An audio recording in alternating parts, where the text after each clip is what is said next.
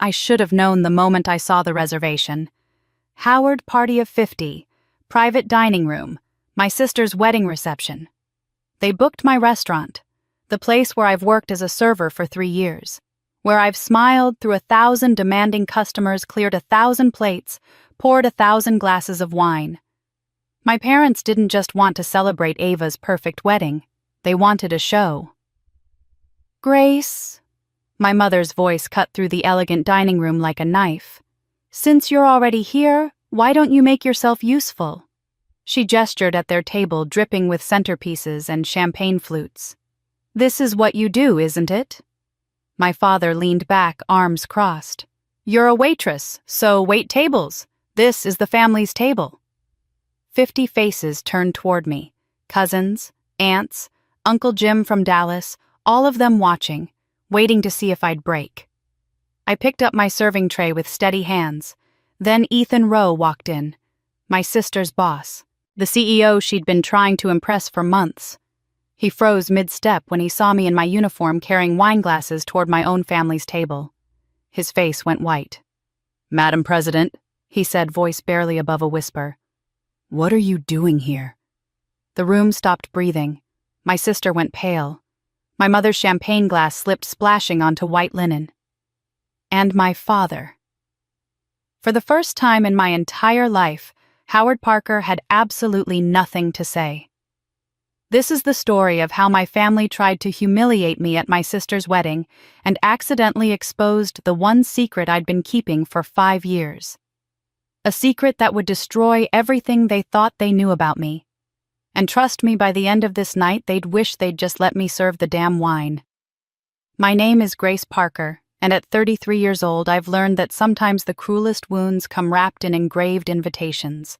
I work as a server at Maison Bissay, one of the most exclusive French restaurants in the city, where reservations are booked 3 months in advance, and the wine list costs more than most people's monthly rent.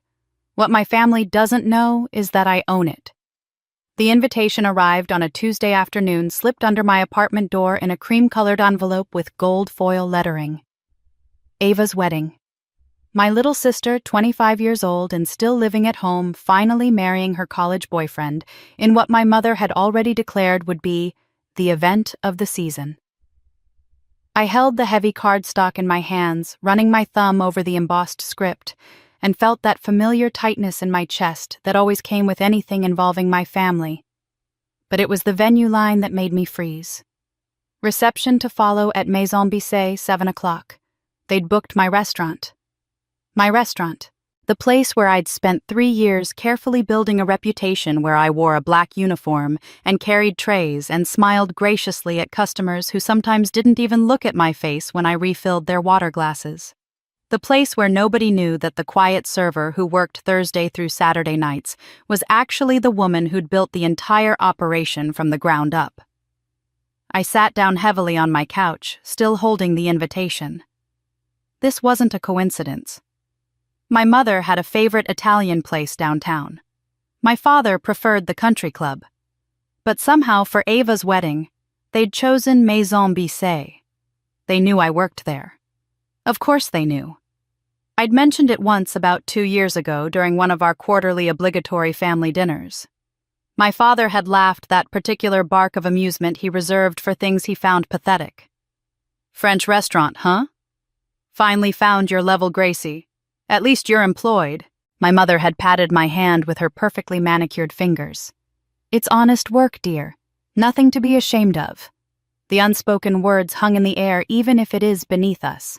That was the Parker family way. Howard and Marianne Parker, pillars of the community, with their beautiful colonial house and their matching Mercedes sedans, and their younger daughter who'd been homecoming queen and sorority president, and was now marrying a junior partner at a prestigious law firm. They valued appearances above everything. Success meant titles, corner offices, country club memberships. It meant things other people could see and envy. Manual labor in their world was something you hired other people to do. I'd never quite fit their vision. I'd dropped out of college at 18, a decision they still brought up at every possible opportunity, usually prefaced with a heavy sigh and, "If only you'd finished your degree." What they didn't know, what they'd never bothered to ask, was why I'd left school. They didn't know about the late-night phone calls from my grandmother about her progressive dementia, about how she'd wander into traffic if someone wasn't there to watch her. They didn't know that I'd spent 2 years caring for her, sleeping on her lumpy guest room mattress, learning to cook from her old recipe books, while she still remembered who I was. They just knew I'd dropped out, and in their eyes I'd been failing ever since. Ava, on the other hand, was perfect. She'd graduated with honors, pledged the right sorority, dated the right boys. She'd never challenged them, never questioned their values, never embarrassed them at dinner parties. She was everything I wasn't: compliant, conventional, committed to the performance. And now she was getting married at my restaurant. The next morning, I walked into Maison Bissé through the back entrance the way I always did when I wasn't working front of house. Nora was already in the office reviewing vendor invoices. She'd been my general manager for 2 years, a sharp woman in her early 50s who'd worked in fine dining her entire career. She was one of only 3 people who knew the truth about who owned Maison Bissé. "Morning," she said, glancing up from her computer. Then she saw my face. "What's wrong?" I handed her the invitation. She read it slowly, her expression shifting from neutral to concerned. "Oh, Grace." "They don't know," I said quietly, "about me owning this place. They think I'm just a server. And they booked their daughter's wedding reception here." Nora set down the invitation like it might bite her. "That's either the world's most unfortunate coincidence or—" "It's deliberate," I finished. "It's my mother's way. She wouldn't miss the opportunity to remind me of my place." Nora was quiet for a moment, her fingers drumming against the desk. Then she said carefully, "There's something else you should know. They called yesterday with a special request." My stomach dropped. "What kind of request?" She met my eyes, and I saw genuine sympathy there. "They're requesting you wear the staff uniform and serve tables that day," Nora said quietly. The words hung in the air between us like smoke. They wanted me in uniform, serving their tables, playing the role they'd already assigned me in their minds. I should have been angry. I should have refused, pulled rank, reminded Nora that I owned every table, every chair, every crystal glass in this building. Instead, I felt something unexpected settle over me, a strange, cold clarity. "I'll do it," I said. Nora's eyes widened. "Grace, you don't have to." "I know I don't have to." I picked up the invitation again, studying my sister's name in that elaborate script. "But I'm going to." She leaned back in her chair, watching me with the careful attention of someone trying to solve a puzzle. Why? I thought about that question for a long moment. Why would I willingly walk into my own humiliation? Why would I put on that uniform and let my parents parade me in front of 50 guests as proof of my failure? Because, I said finally, I need to know if I can. If you can, what? If I can stand in front of them knowing exactly who I am and not need them to know it too. I met her eyes. My whole life, I've let their opinion of me matter.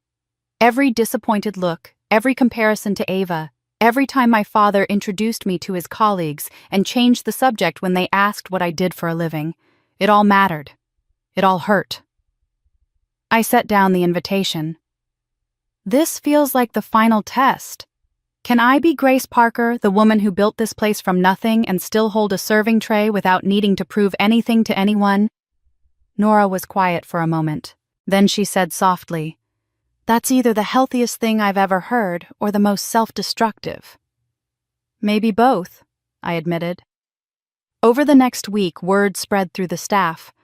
Not about my ownership, which remained locked tight between Nora, our head chef Marcel, and our accountant, but about the fact that I'd be working Ava's wedding, that I'd requested the assignment myself. The reactions were mixed. Marcus, one of our veteran servers who'd trained me when I first started working front of house, pulled me aside after the Thursday dinner service. "You sure about this, Grace, working your own sister's wedding?" "I'm sure." He studied my face, trying to read something there. Marcus had worked fine dining for 20 years. He understood the subtle hierarchies, the unspoken rules, the way some customers treated servers like furniture. If anyone gives you trouble, you let me know. I don't care whose family it is. I squeezed his arm, grateful. Thank you. Elena, one of our younger servers, was less tactful. I heard your family specifically requested you. That's so weird. Are they trying to support your career or something? I managed a smile. Something like that. But it was Sophia, our sommelier, who came closest to understanding. She found me in the wine cellar 3 days before the wedding, supposedly checking inventory, but really just needing a moment alone in the cool, quiet space. They don't know, do they? She said without preamble. I looked up from my clipboard. Know what? That you're not just one of us. She gestured vaguely upward toward the restaurant above. Everyone respects you, Grace. The way you move through this place, the way you notice things, fix things before they become problems. We all know you're different. But your family, they don't see it at all, do they? I set down the clipboard. No, they don't. And you're going to let them keep not seeing it? It wasn't a question. For now, Sophia shook her head slowly. I don't understand you. If my family treated me like that, I'd want them to know. I'd want to watch their faces when they realized. Maybe, I said. But then it would be about them again. About their reaction, their shock, their regret. I'm tired of making my life about their approval. I picked up the clipboard again. This way I get to decide when and how the truth comes out. If it comes out at all. She left, shaking her head, but I saw something like admiration in her eyes. The day before the wedding, I went home and pulled out my leather briefcase from the back of my closet. Inside were documents I rarely looked at but always kept close: the LLC formation papers for Rowan Harbor Holdings, the parent company that owned Maison Bisset and 2 other restaurants in neighboring cities. The shareholder agreements. The bank statements showing steady growth over 5 years. My business card simple, black with silver lettering, Grace Parker, President and CEO. I ran my finger over the raised text. This was who I'd become in the years since I'd left my grandmother's house, since I'd taken the small inheritance she'd left me and turned it into something real. Not the failure my parents saw, not the disappointment they'd written off. Just Grace. Building something that mattered. I slipped one business card into my wallet, then packed the briefcase into my work bag. I didn't know why. Maybe I wanted the reminder, close proof that I existed beyond my family's limited vision. Maybe some part of me knew I'd need it. The morning of the wedding, I arrived at Maison Bisset 2 hours early. Nora was already there overseeing the private dining room setup. She saw me in my street clothes and gestured toward the office. Uniforms pressed and ready. I had it cleaned specially. She paused. Are you sure you want to serve your own family's table? Nora asked, eyes filled with concern. I met Nora's worried gaze and nodded once. I'm sure. The uniform felt different today. I'd worn it hundreds of times, moved through this dining room with trays balanced on my palm, refilled wine glasses, cleared plates with the invisible efficiency that good service required. But as I buttoned the crisp white shirt and tied the black apron around my waist, I felt like I was putting on armor instead of a costume. By 6:30, the private dining room glowed with soft amber light from the chandeliers I'd personally selected 3 years ago. White roses and peonies cascaded from crystal vases on every table. The seating chart stood on an easel near the entrance place cards arranged in my mother's precise handwriting. I recognized the names Aunt Caroline and Uncle Richard the Hendersons from the country club, the Weatherbys who'd known my parents since college. 50 people who'd watched Ava grow up, who'd attended her graduation parties and congratulated my parents on raising such an accomplished daughter. My name wasn't on the seating chart, of course. I wasn't a guest. The wedding party arrived at 7 sharp. I heard them before I saw them, a wave of laughter and champagne-bright voices spilling through the entrance. Then Ava appeared in the doorway, and even I had to admit she looked beautiful. Her dress was classic elegant, the kind of timeless silhouette my mother would have chosen. Her dark hair was swept up her makeup perfect, her smile radiant as guests surged forward to embrace her. I stood near the bar, partially hidden behind a column, and watched my sister become the center of everyone's universe. My mother held court near the windows, resplendent in dusty rose silk, accepting compliments on the venue with gracious nods. "Yes, it is lovely, isn't it?" Ava insisted on Maison Bissé. "She has such refined taste." No mention of her other daughter who worked here. No acknowledgement of my existence at all. The toasts began after the salad course. Ava's new husband, Brandon, stood with his champagne flute, raised his face flushed with happiness and expensive wine. "To my beautiful bride," he said, and everyone cheered. His best man followed with a rambling story about college football games and late-night pizza runs. Aunt Caroline dabbed at her eyes with a linen napkin. Then my father stood. Howard Parker commanded attention without effort. Tall, silver-haired, with the confident posture of a man who'd never doubted his place in the world. "My daughter," he began, his voice carrying easily across the room, "has always made us proud. From her first piano recital to her college graduation, to this moment watching her marry a fine young man from a good family." He paused, letting the words settle. "Marianne and I are blessed. Truly blessed." I poured water into crystal glasses at table 7. My hand steady, my face neutral. Not one person looked at me. I was part of the scenery, as invisible as the wallpaper. The first dance was everything a first dance should be. Ava and Brandon swayed to some romantic ballad, while guests formed a circle around them, phones held high to capture the moment. The DJ transitioned smoothly into upbeat classics. Uncle Richard pulled Aunt Caroline onto the floor. The Weatherbys joined them. My mother danced with Brandon's father, both of them moving with the practiced ease of people who'd attended 1,000 events like this. I circulated through the room with a wine bottle, offering refills, collecting empty glasses. Marcus caught my eye from across the room and gave me a small nod. "You okay?" I nodded back. "I'm fine." That's when Ethan Rowe arrived. I noticed him immediately because he was late, slipping through the entrance just as the salad plates were being cleared. He was younger than most of the guests, maybe 40, with dark-rimmed glasses and the slightly rumpled look of someone who'd come straight from the office. I knew who he was. Ava had mentioned her boss countless times during our obligatory phone calls, always with a mixture of admiration and nervousness. Ethan Rowe, senior partner at Morrison & Hale, the corporate law firm where my sister worked as a junior associate. He found his place card at table 3 near the windows and settled in with an apologetic smile to his table mates. I watched him scan the room with the assessing gaze of someone used to reading situations quickly. His eyes moved over the flowers, the guests, the happy couple still on the dance floor. Then his gaze landed on me.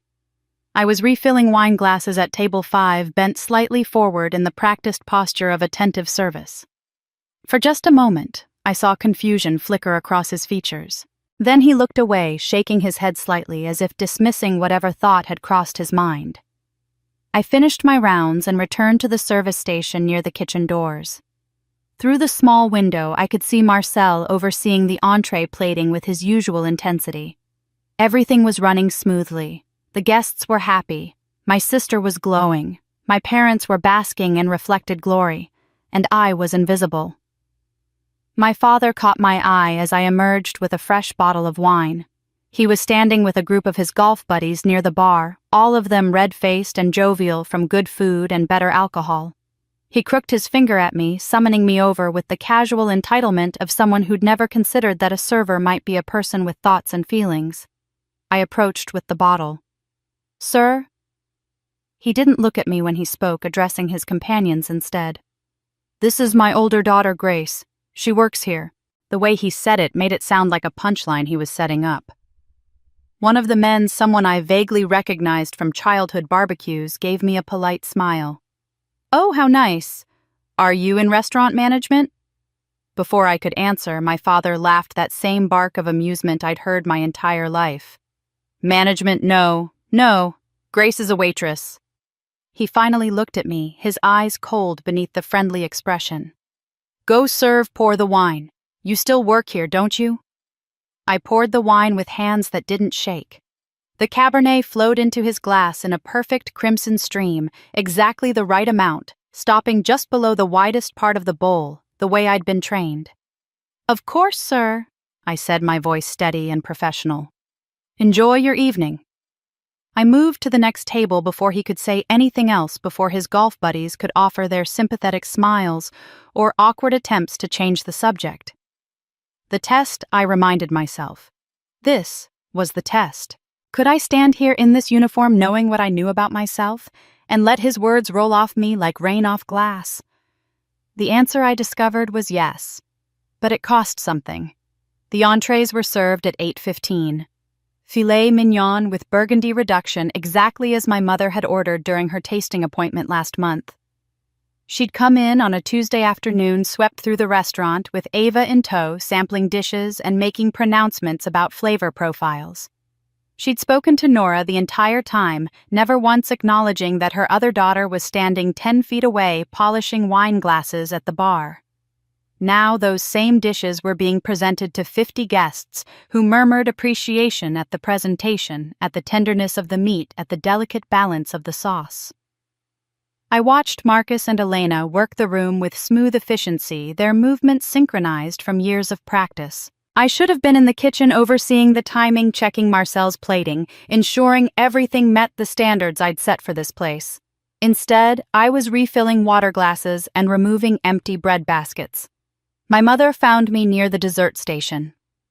"Grace, darling," she said, her voice pitched just loud enough to carry to the nearby tables. The Hendersons were seated 3 feet away. Aunt Caroline and Uncle Richard were even closer. "Since you're here anyway, would you mind terribly clearing some of these plates? The staff seems a bit overwhelmed." She gestured vaguely at the tables where, in fact, no plates needed clearing yet. The entree course was barely finished. I looked at her directly for the first time that evening. Marianne Parker, 62 years old. Her face smooth from expensive creams and strategic Botox. Her smile as perfect and empty as a magazine advertisement. She wanted an audience for this moment. She'd positioned herself deliberately. "Of course, Mother," I said. "Happy to help." I began gathering plates from table 8, even though Elena was already moving toward them with her service tray. Mrs. Henderson, who'd known me since I was in elementary school, looked uncomfortable. "Oh, Grace, you don't have to." "It's no trouble at all," my mother interjected smoothly. She touched Mrs. Henderson's shoulder with practiced warmth. "Grace is so dedicated to her work. We're very proud of how seriously she takes her responsibilities." The subtext hung in the air, unspoken but clear. At least she has responsibilities now. At least she's employed. I stacked the plates carefully, my movements precise. Behind me, I heard my mother continue talking to the Hendersons, her voice carrying that particular tone she used when discussing topics she found mildly distasteful, but was too polite to criticize directly. "She's been here for 3 years now. It's been good for her, I think. Structure. Routine." A delicate pause. After everything. After everything. The phrase my parents used to describe the years I'd spent caring for my grandmother, as if it were some shameful period of unemployment rather than a deliberate choice. They'd never asked what I did during those years. Never wondered how I paid rent, bought groceries, managed to stay afloat. They'd simply written me off as another disappointment, another conversation they had to navigate carefully at dinner parties. "At least she has a job." My father's voice drifted over from the bar where he'd moved with his golf buddies. "Not unemployed like before." His companion, someone I didn't recognize, made a vaguely agreeing sound. My father continued warming to his theme. "We were worried for a while there. After she dropped out, she just seemed lost. But this, well, it's honest work." The words landed like stones in still water, creating ripples that spread through nearby conversations. I saw heads turn slightly, guests pretending not to listen while absorbing every word. My sister's wedding was lovely. Yes, but family drama was always more interesting than centerpieces. I carried the plates toward the kitchen, my spine straight, my expression calm. In the reflective surface of the stainless steel doors, I caught a glimpse of myself. White shirt, black apron, hair pulled back in a neat bun. I looked exactly like what they thought I was. But my eyes were different. Cold, proud, unbroken. I pushed through the doors into the controlled chaos of the kitchen. Marcel glanced up from garnishing dessert plates, took one look at my face, and said something sharp in French to his sous chef. Then he crossed to me in 3 strides. "They are treating you badly," he said. Not a question. "They're treating me exactly how they always have. I'm just noticing it more clearly now." I set down the plates. "How's the dessert service looking?" He studied me for a long moment, then nodded slowly. 10 minutes. The chocolate torte is perfect." He paused. "You are too good for them, Grace. You know this, yes?" "I'm beginning to," I said. When I returned to the dining room, the energy had shifted. Guests were standing, moving between tables, the formality of the meal giving way to the relaxed socializing of after-dinner drinks. Ava was laughing with her bridesmaids near the windows. Brandon was deep in conversation with Ethan Rowe, probably talking shop about corporate law. My parents held court near the center of the room, my father's arm around my mother's waist, both of them glowing with satisfaction. I picked up a tray of empty champagne flutes from table 3. That's when Ethan Rowe turned his gaze, sweeping the room in that assessing way of his. His eyes landed on me, really looked at me this time, and I watched recognition slam into him like a physical force. His face went white. The champagne glass in his hand trembled slightly. He took 2 steps toward me, his expression somewhere between shock and confusion, and when he spoke, his voice cut through the ambient noise of conversation and clinking glasses like a knife through silk. "Madam President." Ethan looked up, froze, then asked, "Why are you here?" The room froze. It happened in layers like dominoes falling in slow motion. The couple nearest us stopped mid-sentence, their conversation dying in their throats. Then the table behind them went quiet. Then the next. The silence spread outward in concentric circles until 50 people stood suspended in a moment that felt like stepping off a cliff, that breathless instant before gravity takes hold. Even the ambient sounds disappeared. No clink of silverware against china. No rustle of napkins. No background murmur of multiple conversations blending into white noise. Just Ethan Rowe's voice hanging in the air like a bell that had been rung and couldn't be unrung. "Madam President?" I stood there with my tray of empty champagne flutes, still wearing my server's uniform, and watched the confusion ripple across faces I'd known my entire life. Aunt Caroline's mouth opened slightly. Mrs. Henderson blinked rapidly as if trying to clear her vision. Uncle Richard looked from Ethan to me and back again, his expression utterly bewildered. But it was the staff reaction that told the real story. Marcus had been clearing table 6 when Ethan spoke. I saw him freeze with a stack of dessert plates balanced in his hands, his eyes going wide. He knew. Of course he knew. He'd worked here long enough to notice things, to pick up on the way Nora deferred to me on certain decisions, the way I moved through this restaurant with unconscious ownership. Elena stood near the kitchen doors, her serving tray tilted at a dangerous angle, staring at me with her mouth literally hanging open. She'd asked me once months ago why I cared so much about the temperature of the dining room, why I noticed when a single light bulb needed replacing. I'd deflected with a joke about perfectionism. Now I could see her mentally reviewing every interaction we'd ever had, watching the pieces click into place. Sophia emerged from the wine cellar at exactly the wrong moment, a bottle of vintage port in her hands for the after-dinner service. She took in the frozen tableau, saw Ethan staring at me with that mixture of respect and confusion, and her eyes met mine across the room. There was no surprise in her expression. Only a small, knowing nod, as if I'd finally confirmed something she'd suspected all along. But it was Nora's reaction that nearly broke my composure. She'd been stationed near the entrance, overseeing the flow of service with her usual quiet competence. When Ethan's words cut through the room, she pressed one hand to her chest, her face cycling through a series of emotions too quick to name. Fear for me, pride, concern about what would happen next. We'd kept this secret for 3 years, the two of us and Marcel and the accountant. Now it was spilling out in front of 50 witnesses at my sister's wedding reception. My father was the first to recover. Of course he was. Howard Parker had spent his entire life navigating social situations, smoothing over awkward moments, controlling narratives. He stepped forward with a laugh that sounded almost genuine, the kind of hearty chuckle meant to diffuse tension and redirect attention. "Ethan, what are you joking about?" He clapped the younger man on the shoulder with practiced bonhomie, his smile wide and dismissive.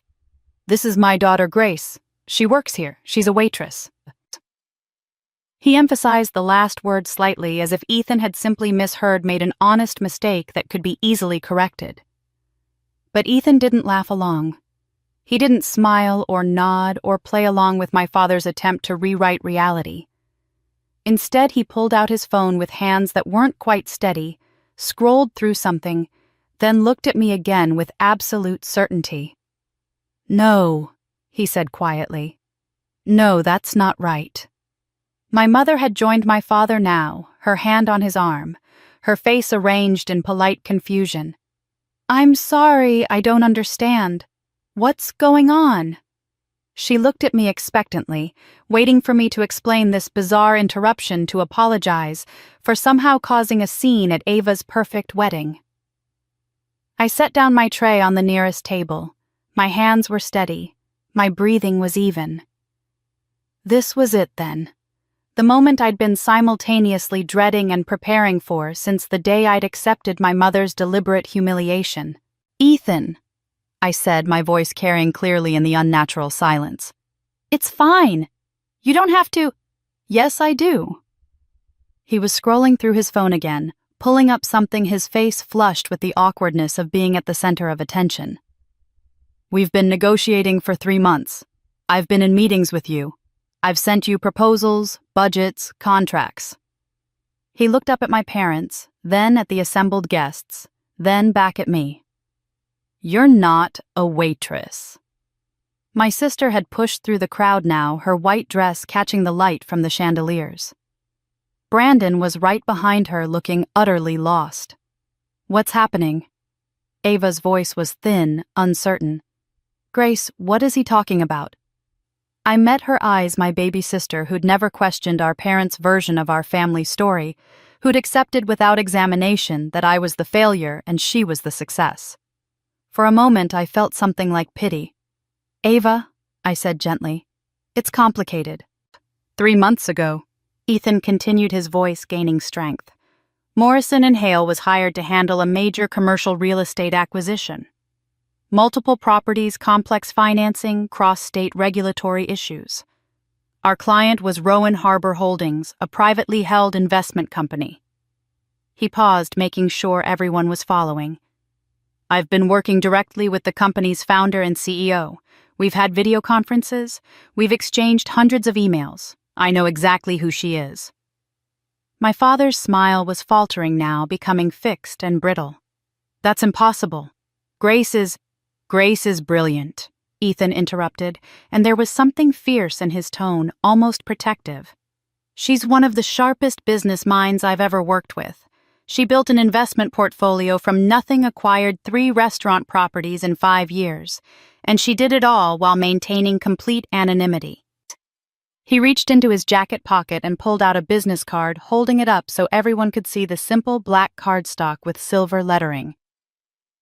"Chairman of Rowan Harbor Holdings." Ethan held up the business card. "Correct, Madam President." I took the business card from Ethan's outstretched hand, feeling the familiar weight of the cardstock between my fingers.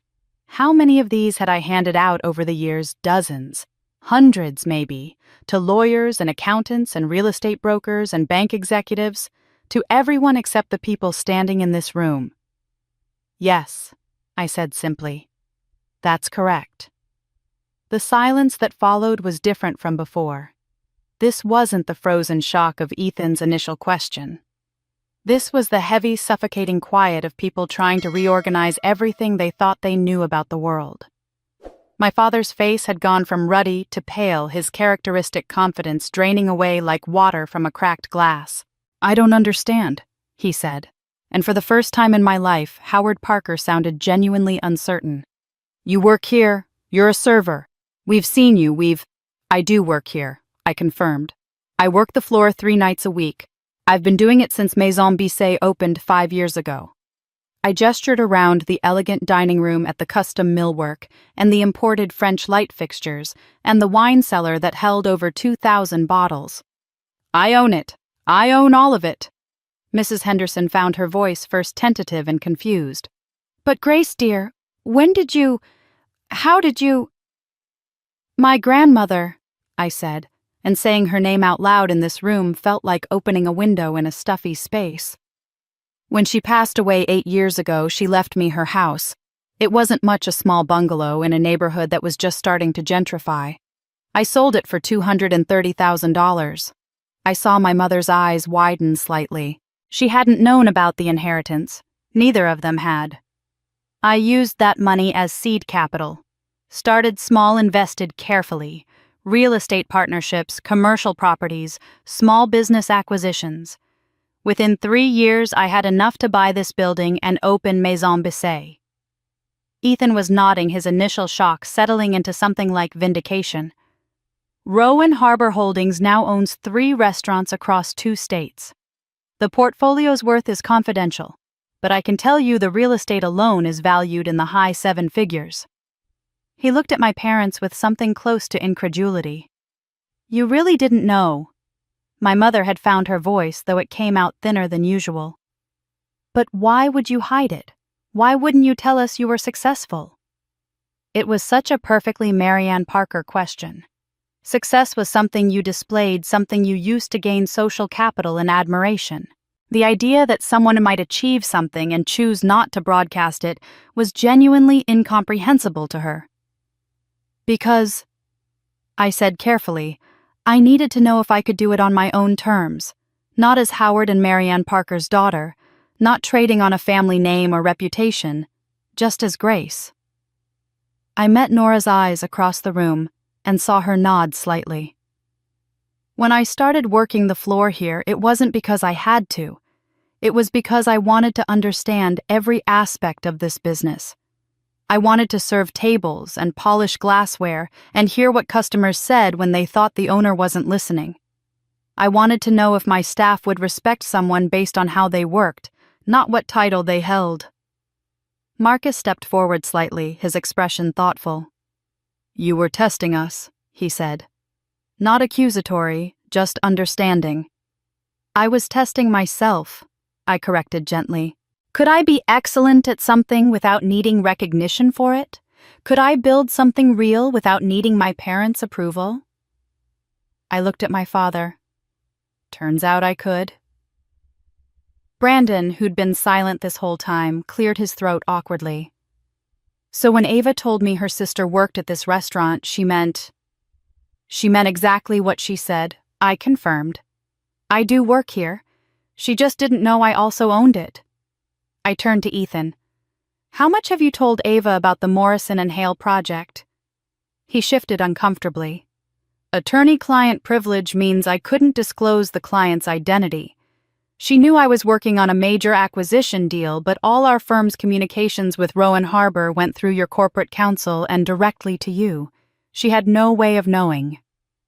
My sister had been standing frozen, her perfect wedding makeup starting to streak slightly as tears gathered in her eyes. 3 months, she whispered. Ethan's been working on this deal for 3 months. He kept talking about how impressed he was with the client, how sharp they were, how they'd built something remarkable from nothing. Her voice broke slightly. He was talking about you. I didn't know it was your sister, Ethan said quickly, looking between us. Not until tonight. Grace uses her middle name for business. Rowan. I'd never made the connection. The guests were starting to murmur now, the shock giving way to speculation and reassessment. I could see the mental calculations happening, people reviewing every interaction they'd had with me, every dismissive comment, every pitying smile. Aunt Caroline looked genuinely stricken. Uncle Richard kept shaking his head as if trying to clear it. My father rallied, drawing himself up with visible effort. Well, he said, his voice attempting joviality and landing somewhere near desperate. This is quite a surprise. If we'd known, we certainly would have. He trailed off, perhaps realizing there was no good end to that sentence. Would have what? I asked quietly. Treated me differently, respected my choices, stopped introducing me as your disappointing daughter. The room went silent again. I didn't tell you because I needed to prove something to myself, not to you. I needed to know that my worth wasn't dependent on your recognition. Ava took a shaky step toward me, her hands trembling. You kept this from us, she whispered. But it was Ethan who answered, his voice firm and clear in the hushed room. No, she just didn't need to brag. Ethan's words hung in the air, and I felt something crack open inside me, some carefully maintained wall that had been holding back 15 years of memories I'd tried not to examine too closely. The room was still silent, still waiting, and suddenly I was 18 again, standing in my parents' pristine living room with my backpack at my feet and my grandmother's desperate phone call still echoing in my ears. I need to take a semester off, I'd told them. It was October of my freshman year. I'd been at State for exactly 6 weeks.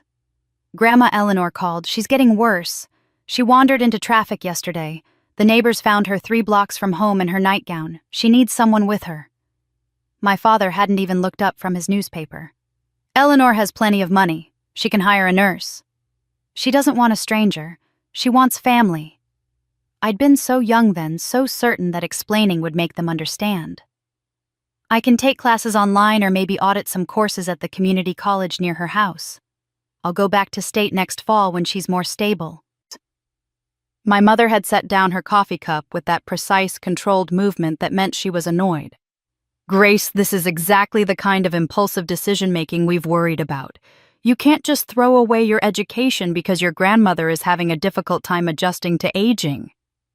She has dementia. I'd said, my voice sharper than I'd intended. It's not adjustment. It's a disease. She's forgetting how to get home. She's forgetting to eat.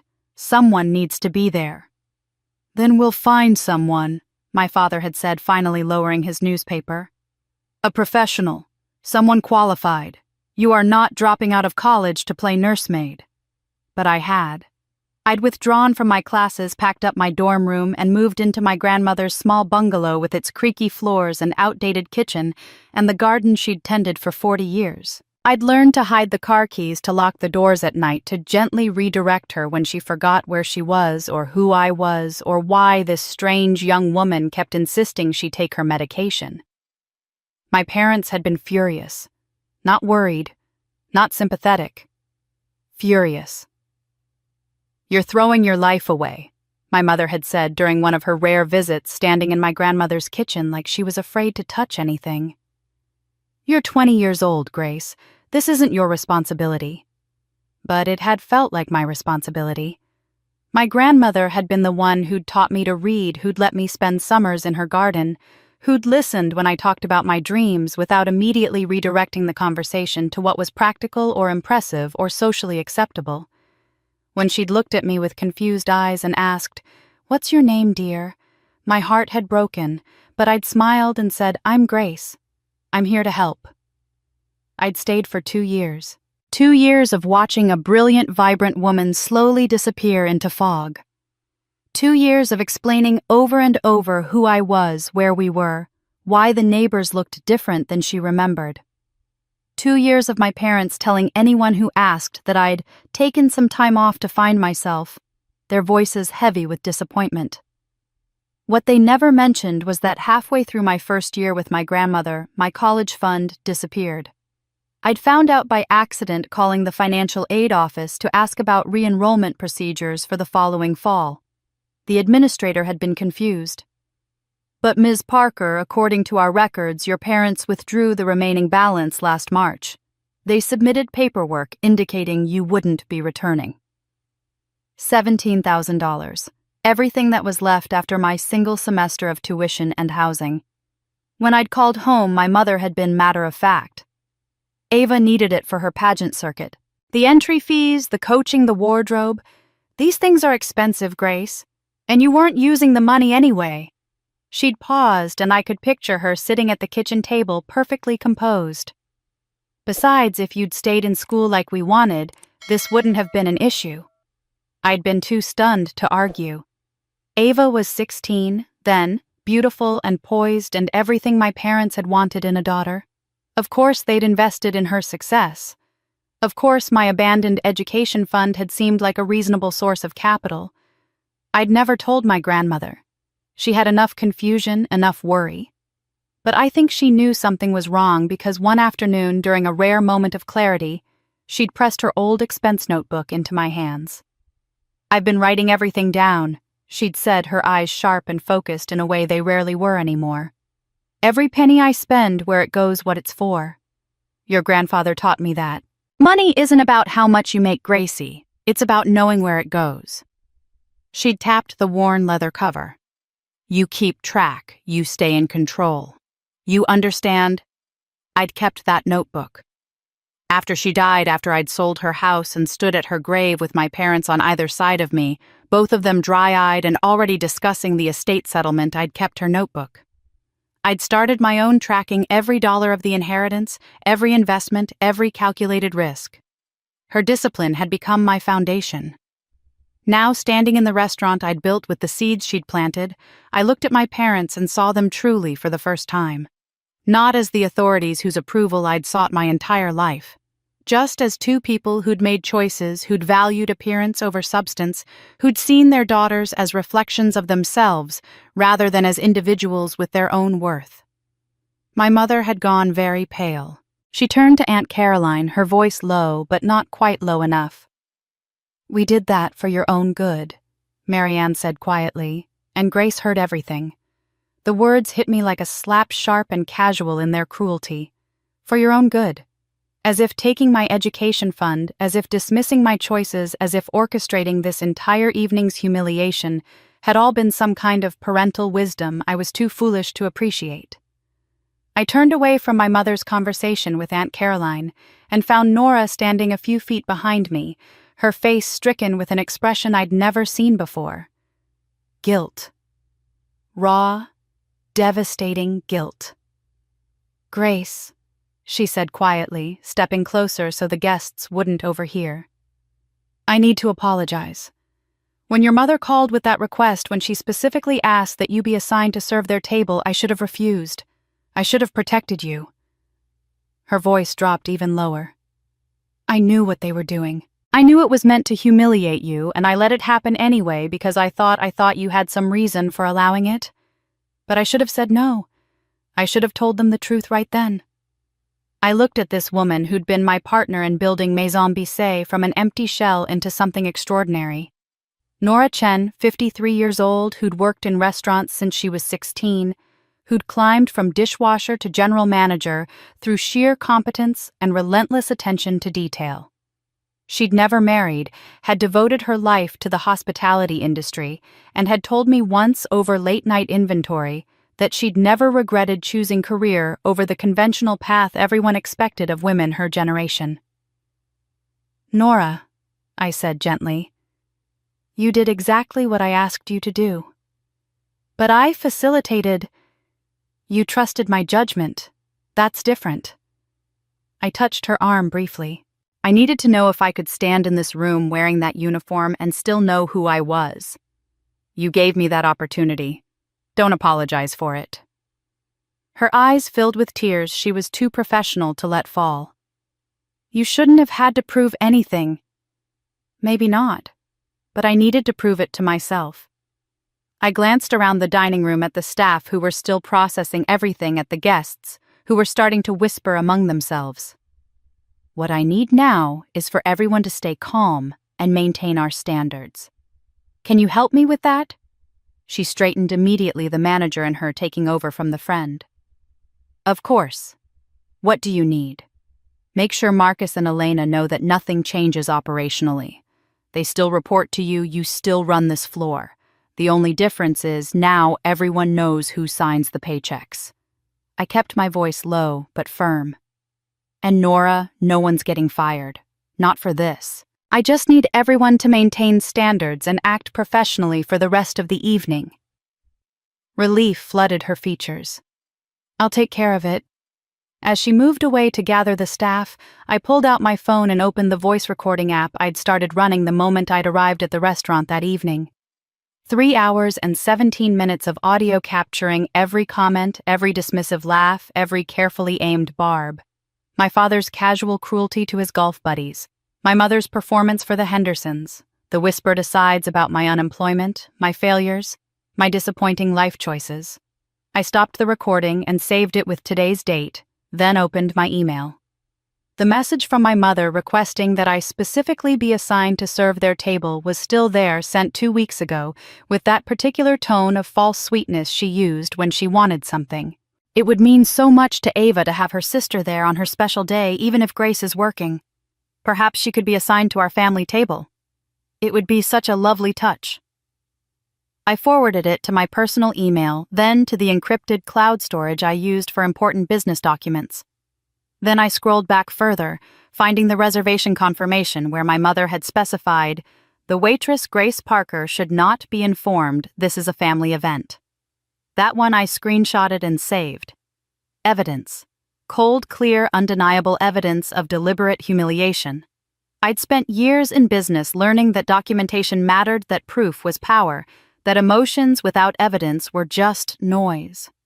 My parents had underestimated me in so many ways, but perhaps their biggest mistake was assuming I'd face this evening unprepared. My phone buzzed with a text. Ethan. I'd given him my business number months ago during our first negotiation call before either of us knew about the family connection. The message was brief. Just got call from colleague. 3 Morrison & Hale board members attended wedding as family friends. They just put pieces together. Very interested in meeting the woman behind Rowan Harbor. Should I introduce them? I looked across the room and spotted them immediately. The 3 older men in expensive suits who'd been sitting at table 9, who I'd assumed were Brandon's relatives or family friends. Board members of one of the most prestigious corporate law firms in the state, watching me with expressions of keen interest. This evening had started as my parents' attempt to put me in my place. It was rapidly becoming something else entirely. I typed back, "Give me 10 minutes to handle family situation first." His response came immediately. "Take your time. They're not going anywhere.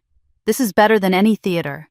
A second text followed before I could put my phone away. "Also, for what it's worth. I've been in business 20 years. Never met anyone who handled a hostile situation with more grace." Pun intended. I smiled despite myself, then felt my phone buzz again with a third message from Ethan. "The board members are here, ready to start your show."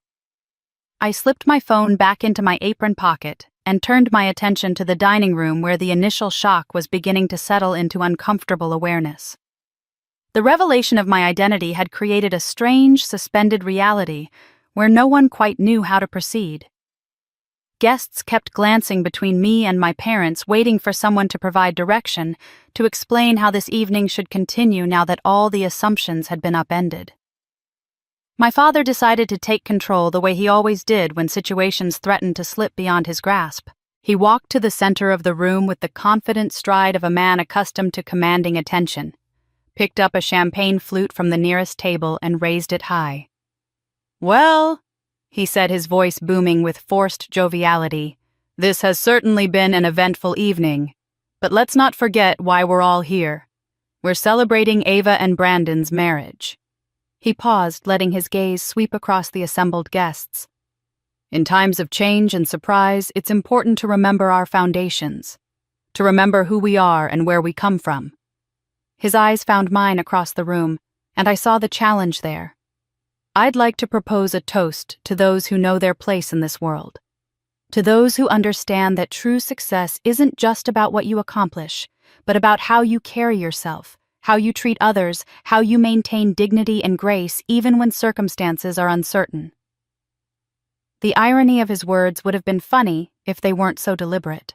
He was reclaiming the narrative, positioning himself as the arbiter of proper behavior, while simultaneously taking a shot at me for disrupting his carefully constructed evening. Several guests raised their glasses uncertainly, not quite sure if they were supposed to drink. I smiled. It was the kind of smile I'd perfected in business negotiations, the one that gave away nothing while promising everything. Sophia! I called across the room to our sommelier who was standing near the wine storage with an expression of barely contained anticipation.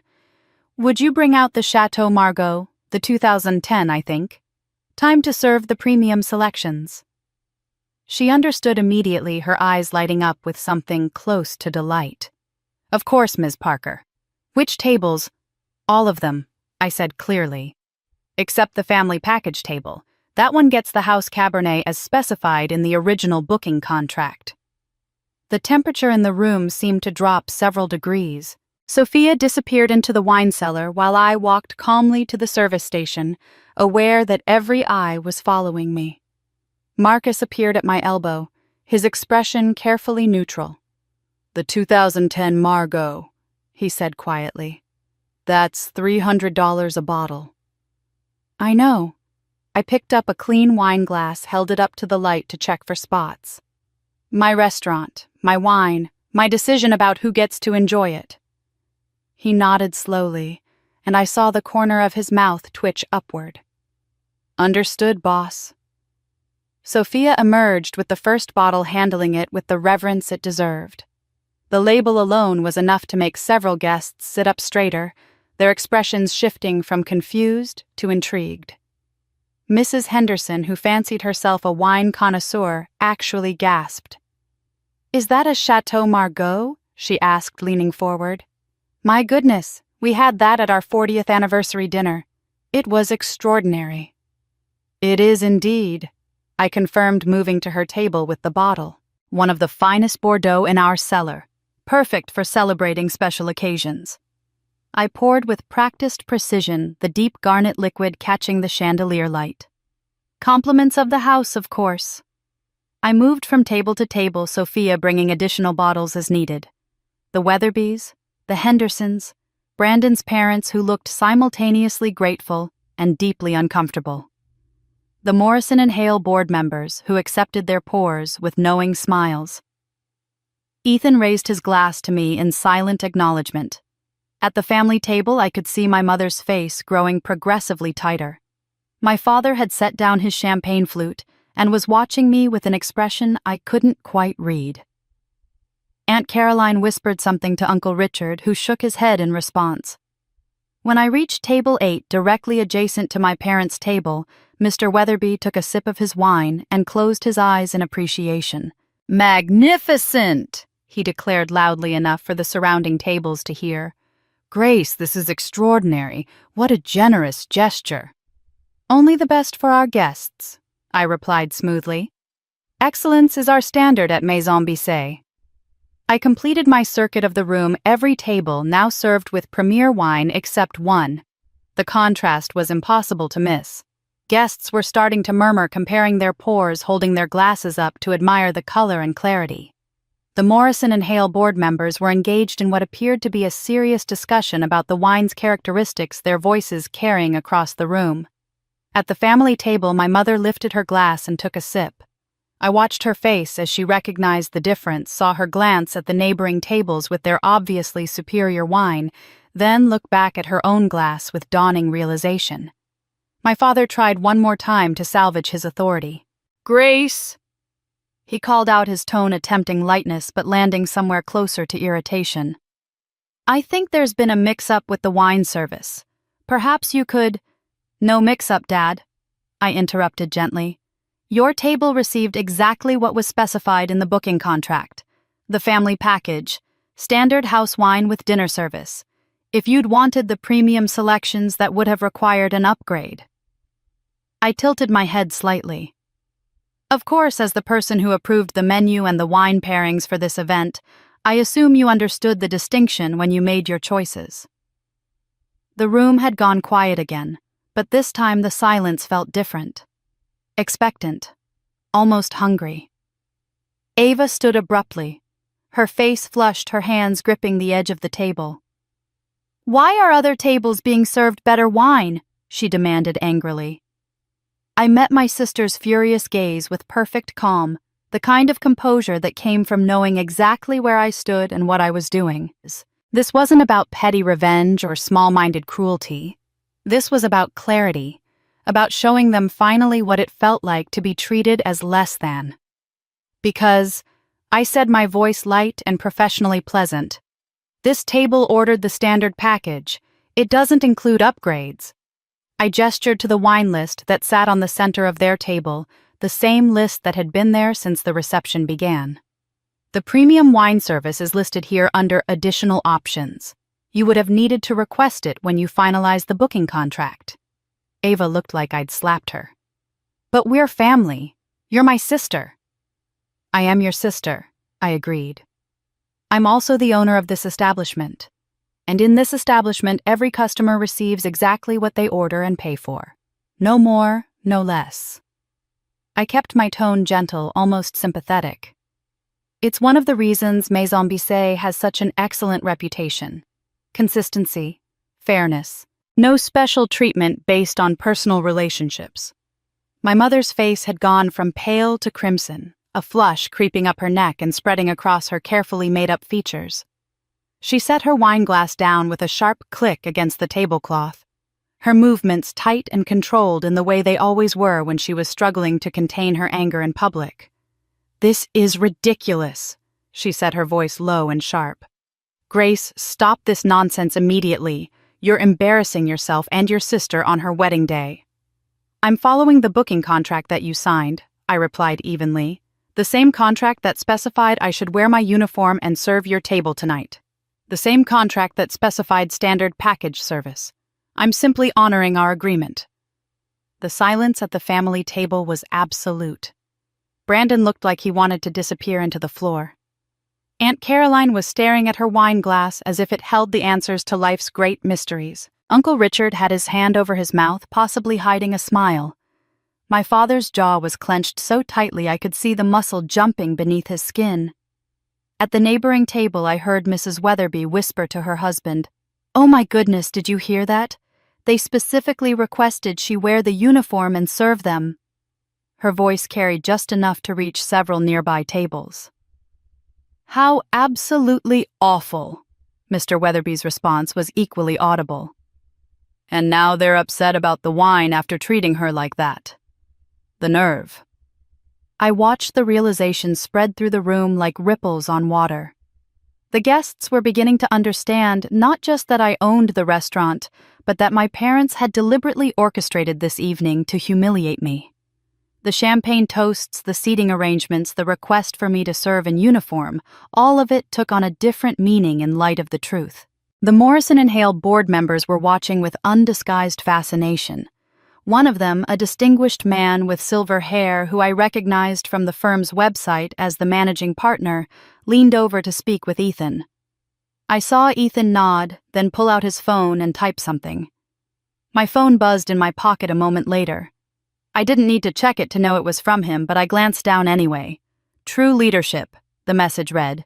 "No need to raise voice, just quiet competence and unshakable standards. Watching you handle this is masterclass in dignity. Board members agree. One just said, that's the kind of person we want to work with." I allowed myself a small smile and slipped the phone back into my pocket. My father was standing now, his hands braced on the table, his face a mask of barely controlled fury. "You've made your point, Grace," he said, his voice tight. "Very clever, very amusing. Now perhaps you could stop playing games and actually act like part of this family." "I am acting like part of this family," I said quietly. "I'm acting exactly the way you taught me to act, with clear expectations, firm boundaries, and consistent follow-through on agreements. Isn't that what you always told me? That success comes from discipline and standards?" He opened his mouth to respond, but I continued before he could speak. "You booked this restaurant knowing I worked here. You specifically requested that I serve your table in uniform. You've spent the entire evening making sure everyone knew I was just a waitress, someone who knew her place, someone who understood the natural order of things." I looked around the table, meeting each person's eyes. "I gave you exactly what you asked for. The only difference is that now everyone knows the full context." My mother's hands were shaking slightly as she reached for her water glass. "You had no right to humiliate us like this." "I didn't humiliate you," I said, and for the first time I let a hint of steel enter my voice. You humiliated yourselves. I just stopped pretending not to notice.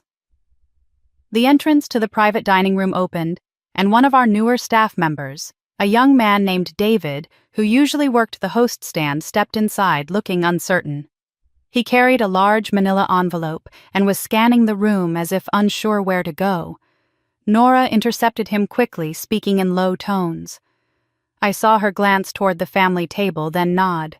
She took the envelope and approached my father with professional courtesy. "Excuse me, Mr. Parker," she said, her voice carrying clearly in the hushed room. "A certified letter for Mr. Howard. It just arrived by courier. They said it was time-sensitive." My father took the envelope from Nora with hands that weren't quite steady, his earlier confidence visibly draining away. A certified letter delivered by courier to a wedding reception wasn't good news. Everyone in the room understood that much. He turned the envelope over, examining the return address, and I saw something flicker across his face. Fear, maybe, or recognition.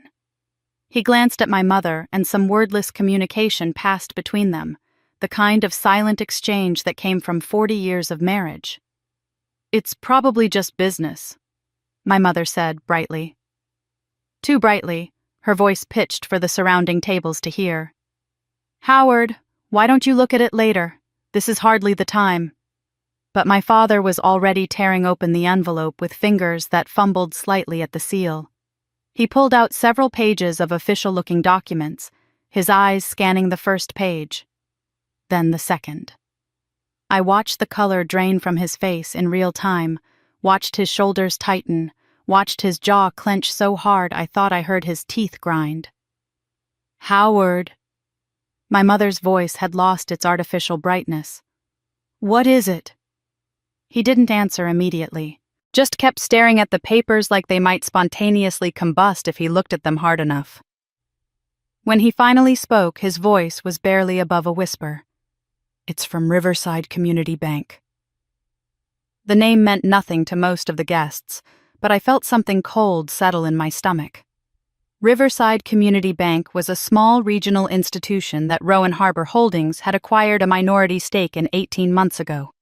We didn't control, it didn't manage day-to-day operations, but we had representation on the board and oversight of major lending decisions.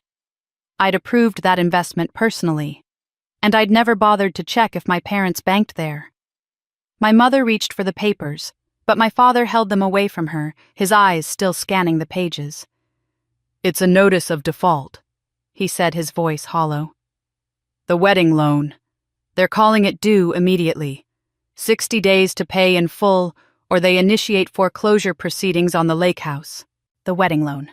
I felt the pieces clicking together with sickening clarity. "What wedding loan?" Ava's voice was small, confused. "Dad, what are you talking about?" My mother finally snatched the papers from his hands, her eyes moving rapidly over the text. "This is a mistake," she said, but her voice lacked conviction. "We've been making payments. We haven't missed anything." "Read the second page," my father said flatly. I watched my mother's face as she read, saw her carefully maintained composure begin to crack. "But that was the old mortgage, the one on the lake house. That was paid off 3 years ago." She looked up at him. "You told me it was paid off." "It was," he said. "But we needed capital for the wedding. Ava deserved the best. You said so yourself. The venue deposits the catering, the photographer, all of it. Do you know what a wedding like this costs?" The number on the documents was visible from where I stood. $85,000. They'd taken out an $85,000 loan to fund my sister's wedding. Ava looked like she might be sick. "You went into debt for this, Dad. I didn't know. I didn't ask for—" "Of course you didn't ask." My mother cut in, her voice sharp. "You shouldn't have to ask. You're our daughter. You deserve to have the wedding you dreamed of." She shot a venomous look in my direction, as if this were somehow my fault. My father was reading the documents again, his finger tracing down the page. "They're calling it due because we used the lake house as collateral. But the appraisal came back lower than expected. The loan-to-value ratio is out of compliance with their revised lending standards." He looked up, his eyes wild. We have 60 days to pay $85,000 or lose the house. The lake house. The place where they'd spent every summer for the past 20 years, where they entertained guests and hosted 4th of July parties and took Christmas card photos on the dock. It was as much a part of their identity as their colonial in town, maybe more so. Losing it would be a public humiliation they couldn't survive. Uncle Richard cleared his throat uncomfortably. Howard, I'm sure if you talk to the bank, explain the situation. The bank doesn't care about situations, my father snapped. They care about numbers, about risk assessment and loan compliance and... He trailed off, his eyes finding mine across the table. Rowan Harbor Holdings. That's the minority stakeholder mentioned in the letter. Your company. Everyone's attention swung to me. I stood very still processing this information. I owned shares in the bank that held my parents' debt, the bank that was now threatening foreclosure. This should have come across my desk and the quarterly reports should have been flagged in the risk assessment meetings. But I'd been so careful about maintaining separation between my business and my family that I'd never thought to check if they were customers of any Rowan Harbor properties. I didn't know, I said clearly. The bank's management makes lending decisions independently. I don't review individual loan files. But you could fix this. My mother's voice was desperate now, all pretense of composure abandoned. You're on the board. You have influence. You could make them extend the terms, adjust the appraisal, something. I could, I agreed, if there were legitimate grounds for modification. Legitimate grounds! My father's voice was rising now, anger overtaking panic. We're your family, your parents. That's not legitimate enough.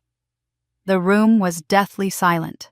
Even the catering staff had stopped moving, frozen in place like actors in a tableau. No, I said quietly. Actually, it's not. My father crumpled the notice in his fist, his face contorted with rage and fear in equal measure.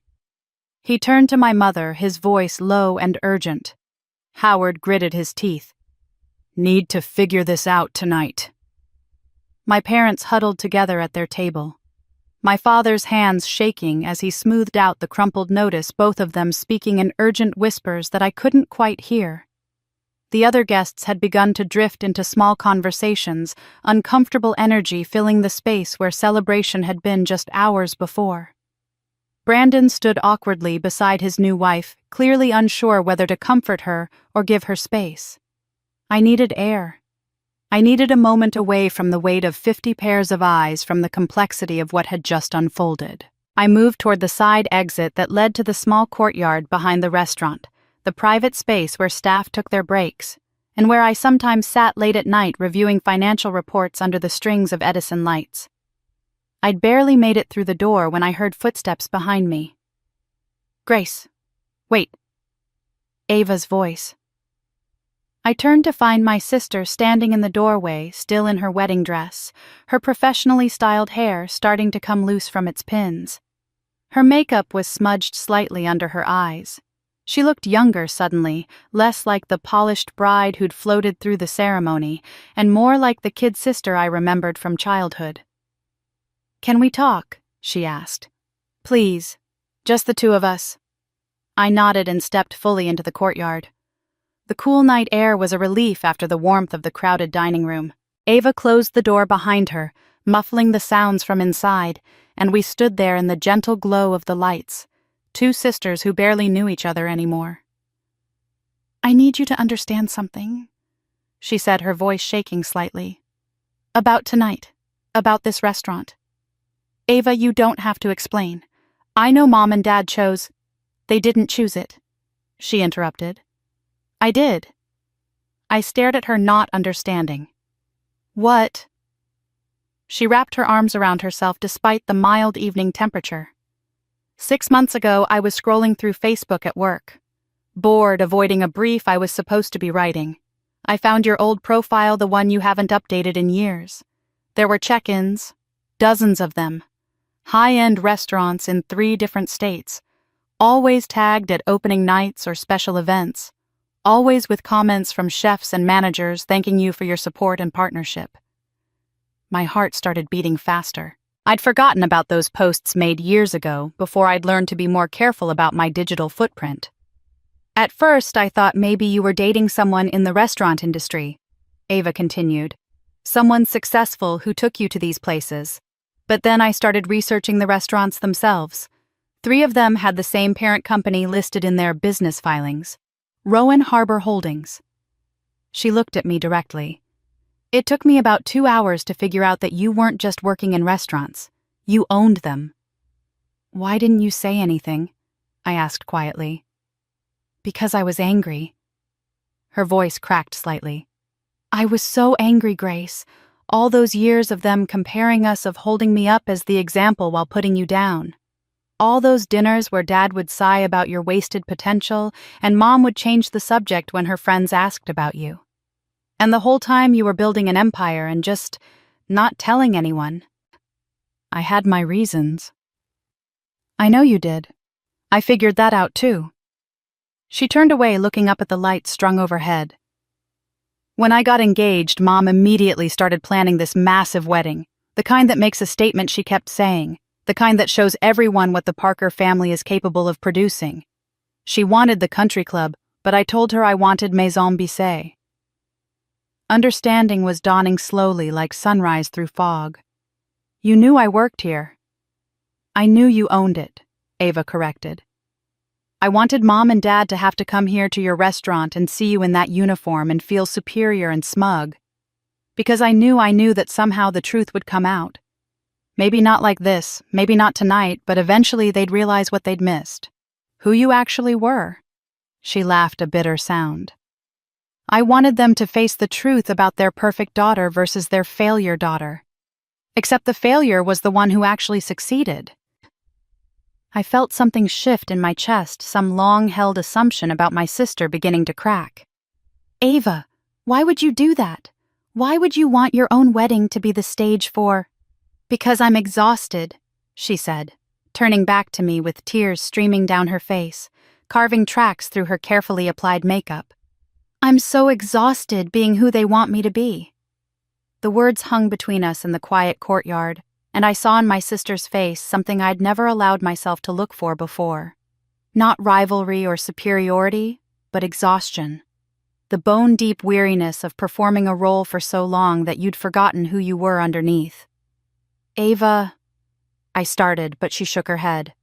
I need to get back inside. Brandon's probably panicking. But I needed you to know that this tonight, it wasn't about hurting you. It was about finally stopping the lie.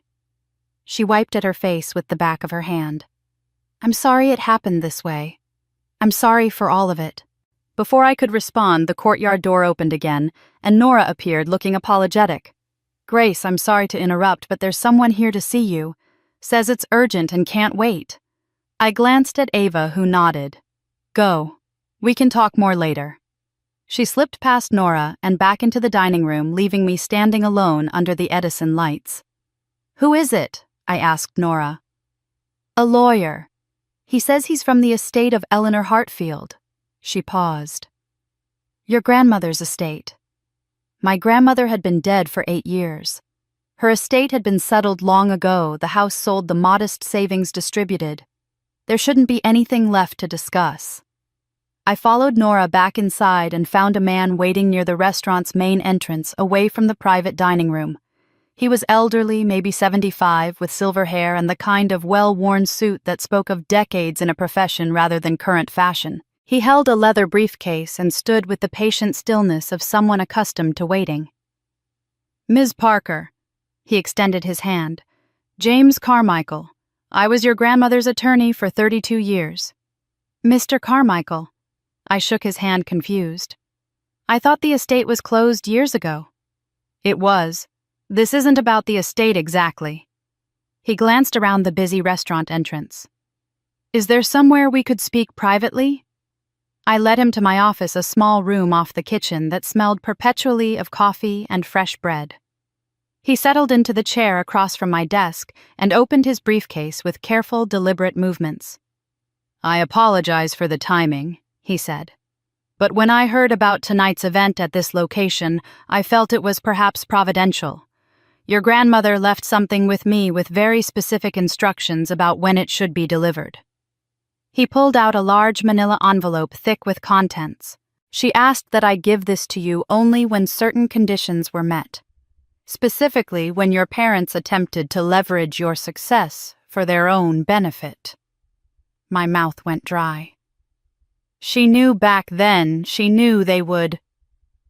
Eleanor was a remarkably perceptive woman, even as her memory failed her.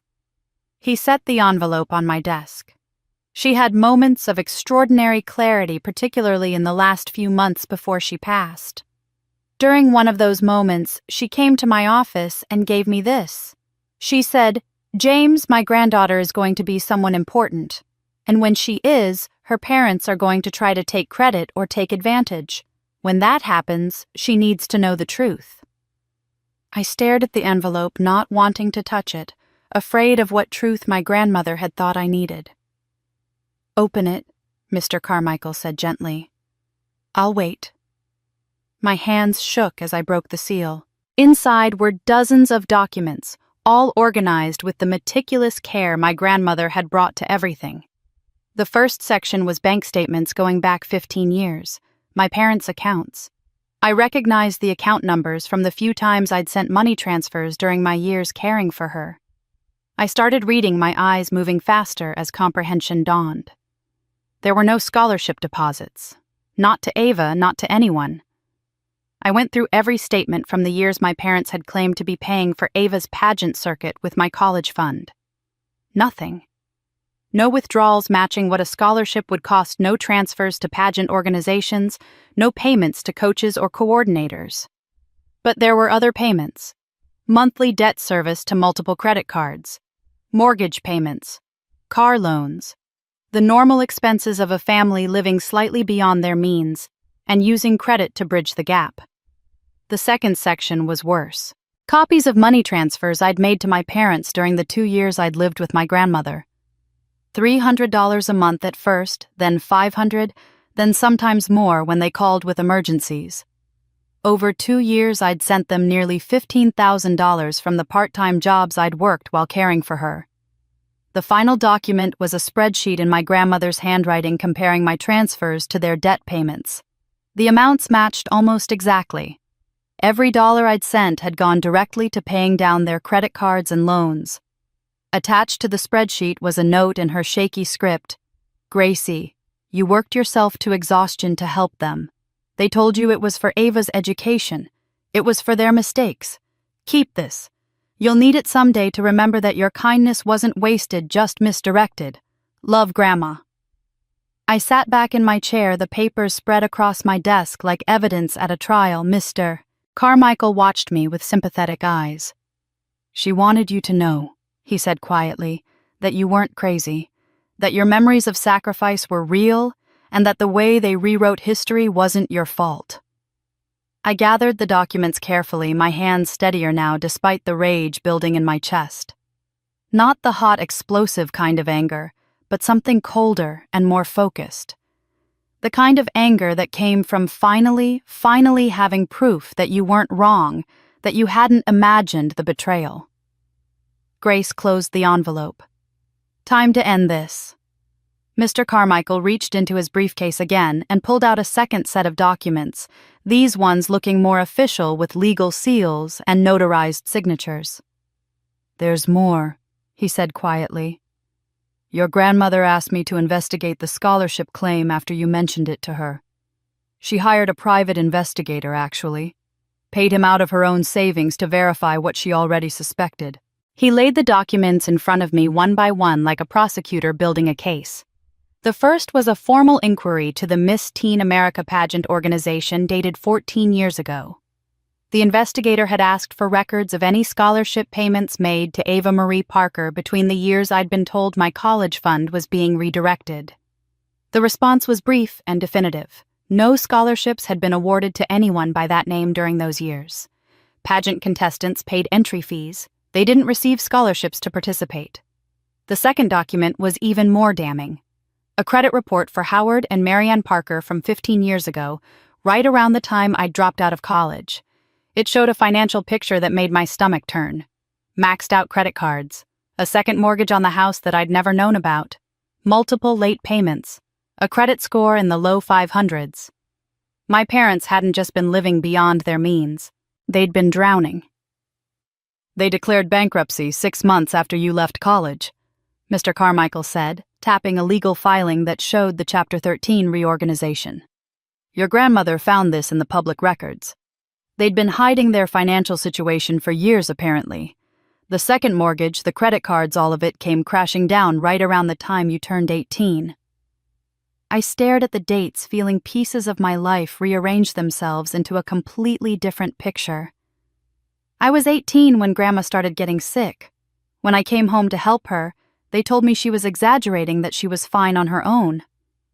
"Your grandmother wasn't fine, but that's not why they wanted you home," he said gently. "They needed you to work, to contribute to the household. They were in bankruptcy proceedings and couldn't afford to support a college student when they could barely support themselves." The next document was a series of bank statements from my parents' checking account during the 2 years I'd lived with my grandmother. I saw the deposits from my paychecks, the money I'd transferred electronically every month because they'd told me things were tight, that they needed help, that Ava's pageant expenses were more than expected. Every single deposit was followed within days by payments to creditors: the bankruptcy trustee, credit card companies, the mortgage company. My money hadn't gone to Ava's fictional scholarship. It had gone to keeping my parents from losing everything. "But they told everyone," I said, my voice hollow. "They told the whole family that I dropped out because I was lazy, because I couldn't handle college, because I was irresponsible." Mr. Carmichael pulled out another document, this one a collection of printed emails and social media messages that the investigator had somehow obtained. I recognized my mother's writing style immediately. One email to Aunt Caroline. "We're so disappointed in Grace. She had every opportunity and just threw it away. We offered to keep paying for school, but she insisted on leaving. We think she just wasn't mature enough for the responsibility." A Facebook post from my father during that same period. "Sometimes as parents we do everything right, and our kids still make poor choices. Praying for wisdom as we deal with Grace's decision to abandon her education." A text message thread between my mother and her sister. "Grace dropped out and is living with Howard's mother now. Honestly, it's probably for the best. She wasn't cut out for college anyway. At least this way she can be useful taking care of Eleanor." I read through them all, each one a small knife-cut death by 1,000 casual lies. They'd rewritten the entire narrative. In their version, they were the disappointed parents trying to support a wayward daughter. There was no mention of their bankruptcy. No acknowledgement that they'd pressured me to come home. No hint that they'd taken my college fund to pay their debts while telling me it was funding Ava's success. "Your grandmother was furious when she found all this," Mr. Carmichael said. "She wanted to confront them immediately, but her lucidity was becoming unreliable. Some days she'd remember everything clearly. Other days she couldn't remember having hired the investigator at all. So she decided to document everything and leave it with me with instructions to give it to you when the time was right." I turned to the last page in the stack and found a letter in my grandmother's handwriting, more steady than the note I'd seen earlier, written during one of her clear periods. "My dearest Gracie," it began. "If you're reading this, then your parents have finally shown their true colors in a way you can't ignore anymore. I'm writing this on a good day when I remember everything clearly. I need you to know what I discovered about the scholarship lie. I warned you not to trust them, but you still sent money home." I read the rest of my grandmother's letter twice, letting her words sink in past the shock and anger. She'd known. She'd seen through their manipulations even as her own mind was failing her, and she'd loved me enough to make sure I'd eventually have the proof I needed. The letter ended with a single line that made my eyes burn. "Don't let them make you cruel, sweetheart. Be strong, be fair, but don't become what they are." I carefully returned all the documents to the envelope and looked up at Mr. Carmichael. "Thank you for keeping this safe all these years."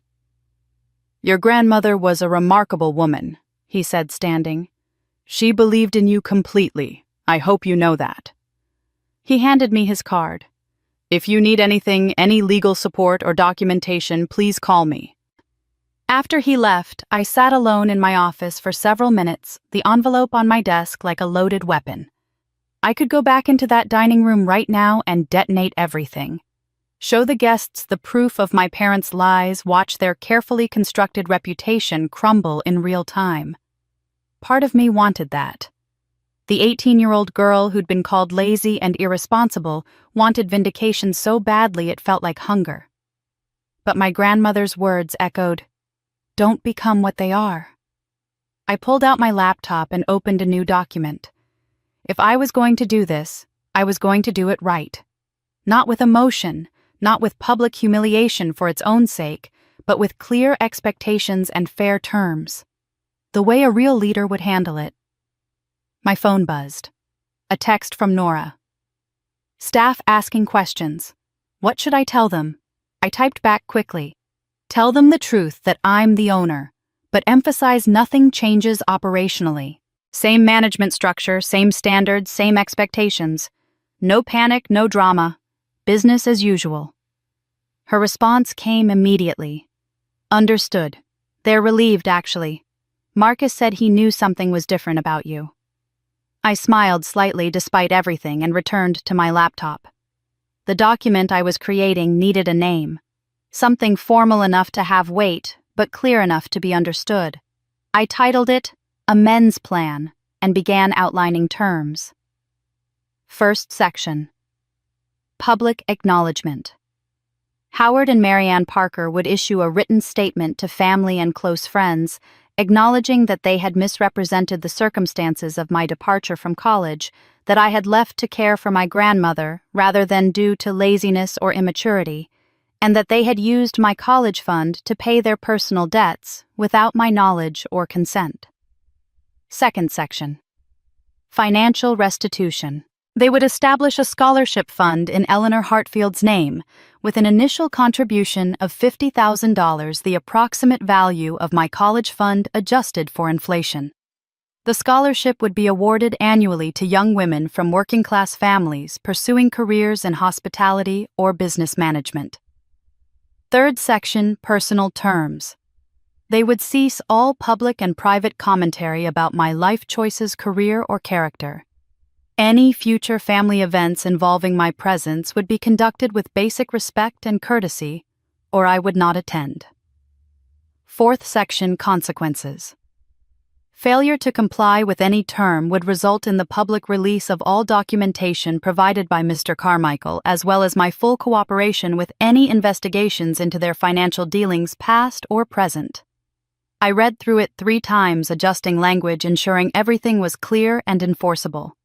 This wasn't about revenge. It was about drawing boundaries, demanding accountability, and creating terms for a relationship that had been broken for as long as I could remember. My office door opened and Nora slipped inside. "The private dining room on the second floor is empty. I've had it set up as a conference room with the table and chairs from storage." She paused. "Should I send your parents up?" "Not yet. I need a few more minutes."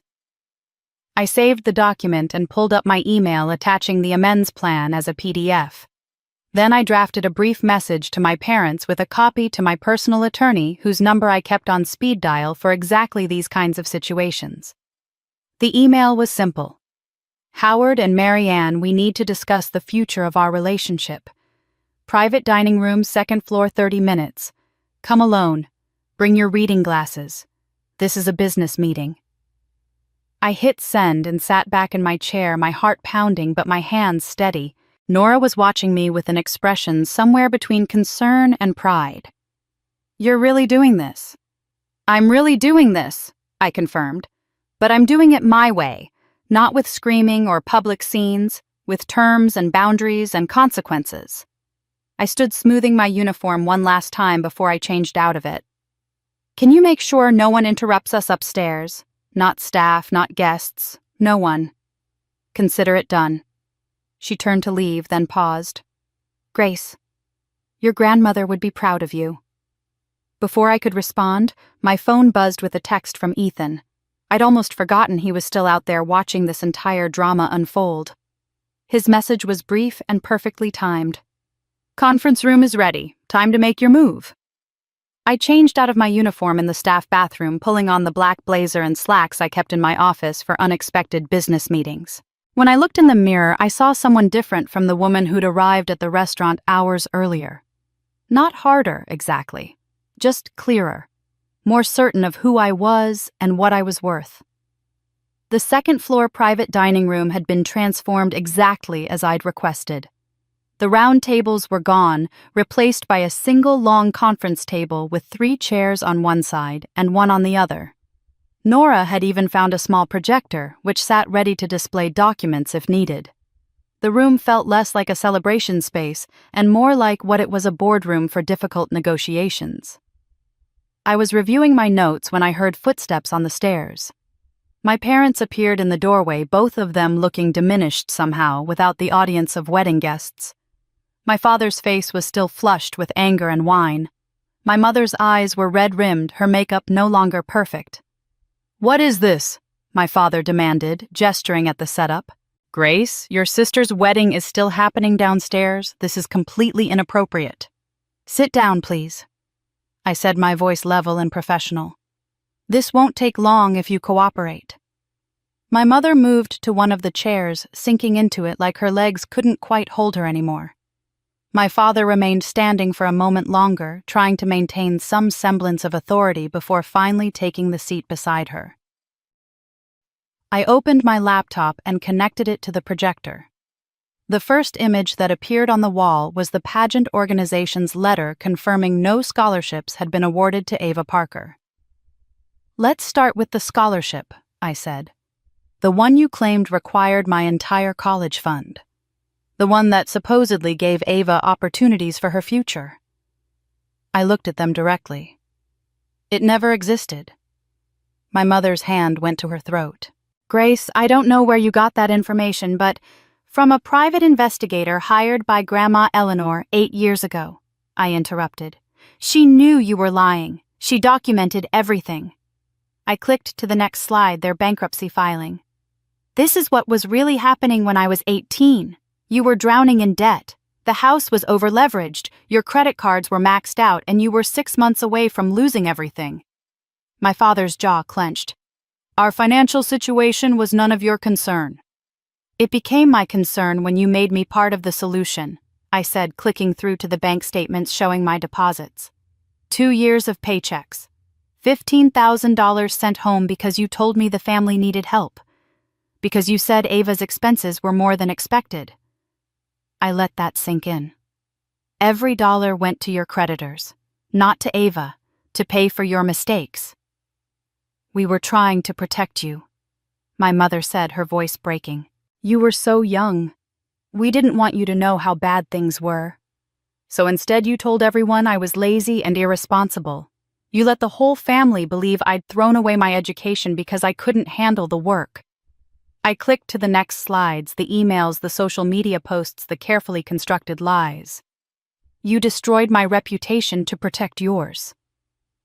My father stood abruptly, his chair scraping against the floor. "Enough of this. We made difficult choices during a difficult time. We don't owe you an explanation 15 years later." "Actually, you do." I closed the laptop and slid 2 printed copies of the amends plan across the table. "You have 2 choices. Option 1, you sign this agreement. You issue a public apology acknowledging the truth about my college departure. You establish a scholarship fund in Grandma's name. You agree to basic standards of respectful behavior going forward." "And option 2, my father asked, his voice dangerous. "Option 2, I release all of this documentation to the family, to your social circle, and to anyone else who might be interested in the real story of Howard and Marianne Parker's financial collapse and subsequent fraud." I met his eyes without flinching. "I also contact the bank about your current loan and share my concerns about the accuracy of the financial information you provided. And I make sure every business associate, every country club member, every person who's ever admired your success knows exactly how you built that success on the backs of your daughters." My mother was crying now, tears running unchecked down her face. "How can you do this to us? We're your parents. You're my parents who stole my education, lied about me for 15 years, and tonight tried to humiliate me at my own restaurant." My voice was cold now, all the warmth burned away by years of accumulated hurt. "I'm giving you a chance to make it right. That's more than you ever gave me." My father picked up the agreement, his hands shaking with rage. "This is extortion." "This is accountability," I corrected. "Something you've never had to face before." He threw the papers back on the table. "If you do this, you're no longer family," Howard said, his voice tight with fury. I stood gathering my laptop and documents with calm, deliberate movements. "Then redefine family," Grace replied. I was halfway to the door when my mother's voice stopped me, raw and broken in a way I'd never heard before. "Because you did it," she said. I turned back. She was still sitting at the conference table, mascara streaking her face. Her hands pressed flat against the polished wood, as if trying to hold herself together through sheer physical contact. "Did what?" I asked. "Everything I couldn't." Her voice cracked on the last word. "Everything I gave up. Everything I was told I couldn't have because I was a woman, because I was a wife, because I had responsibilities." She looked up at me with eyes full of something I'd never seen there before. Not anger, anguish. "You became exactly what I dreamed of being, and every time I see you, it's like looking at the ghost of who I could have been." My father made a dismissive sound. "Marianne, don't be dramatic. This isn't the time for—" "Shut up, Howard," she said, and the words were so unexpected, so unlike her usual deference, that he actually fell silent. "Just shut up for once in your life and let me speak." I moved back to the table, slowly pulled out my chair and sat down. "I'm listening." She drew a shaky breath, her fingers twisting the wedding ring she'd worn for 40 years. "I was 23 when I met your father. I'd just graduated from culinary school in Boston. Top of my class. I had a business plan investors who were interested, a location scouted in the North End." Her voice took on a distant quality, as if she were watching a movie of someone else's life. "I was going to open a French bistro, nothing huge, just intimate, 30 seats, classic technique, seasonal ingredients, perfect execution." The air in the room had changed. Even my father seemed frozen, staring at his wife like he'd never seen her before. "But I met Howard at a fundraiser and he was charming and successful and he said all the right things. We got engaged after 6 months. I showed him my business plan on our 3rd date." She laughed a bitter sound. "He smiled and said it was adorable, that it was sweet I had hobbies, that once we were married and started a family I'd be too busy to worry about restaurants." "Mom," I said quietly. "I didn't know." "Of course you didn't know. Nobody knew. Because I did what good women of my generation were supposed to do. I canceled the lease. I returned the investors' money. I put my culinary school diploma in a box in the attic, and I became Mrs. Howard Parker." She finally looked at my father, and the expression on her face was devastating. "And you know what he said on our wedding night? He said, 'See, you don't need a restaurant. You just need to cook for me.'" My father's face had gone white. "That's not fair, Marianne.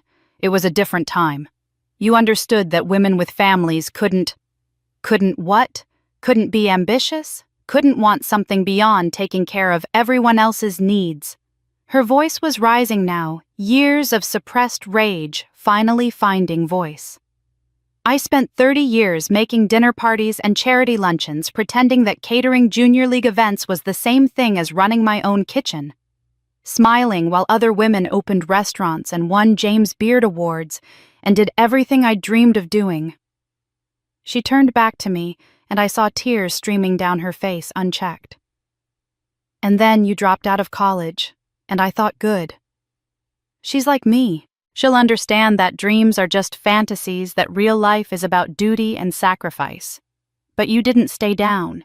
You went to Grandma's house and you took care of her, and somehow you still found a way to build something." Her voice broke completely. "And it wasn't just any restaurant. It was French fine dining. It was intimate and elegant and everything I'd planned down to the last detail, except it was yours instead of mine. Understanding crashed over me like a wave. That's why you hate Maison Bissé. I don't hate it, she whispered. I hate that you got to have it when I never did. I hate that you're 33 and you've already accomplished what I gave up at 23. I hate that when I walk through those doors, I see every choice I didn't make, every dream I let your father convince me was unrealistic. The room was silent, except for her ragged breathing. My father looked smaller somehow, his bluster deflated by his wife's confession.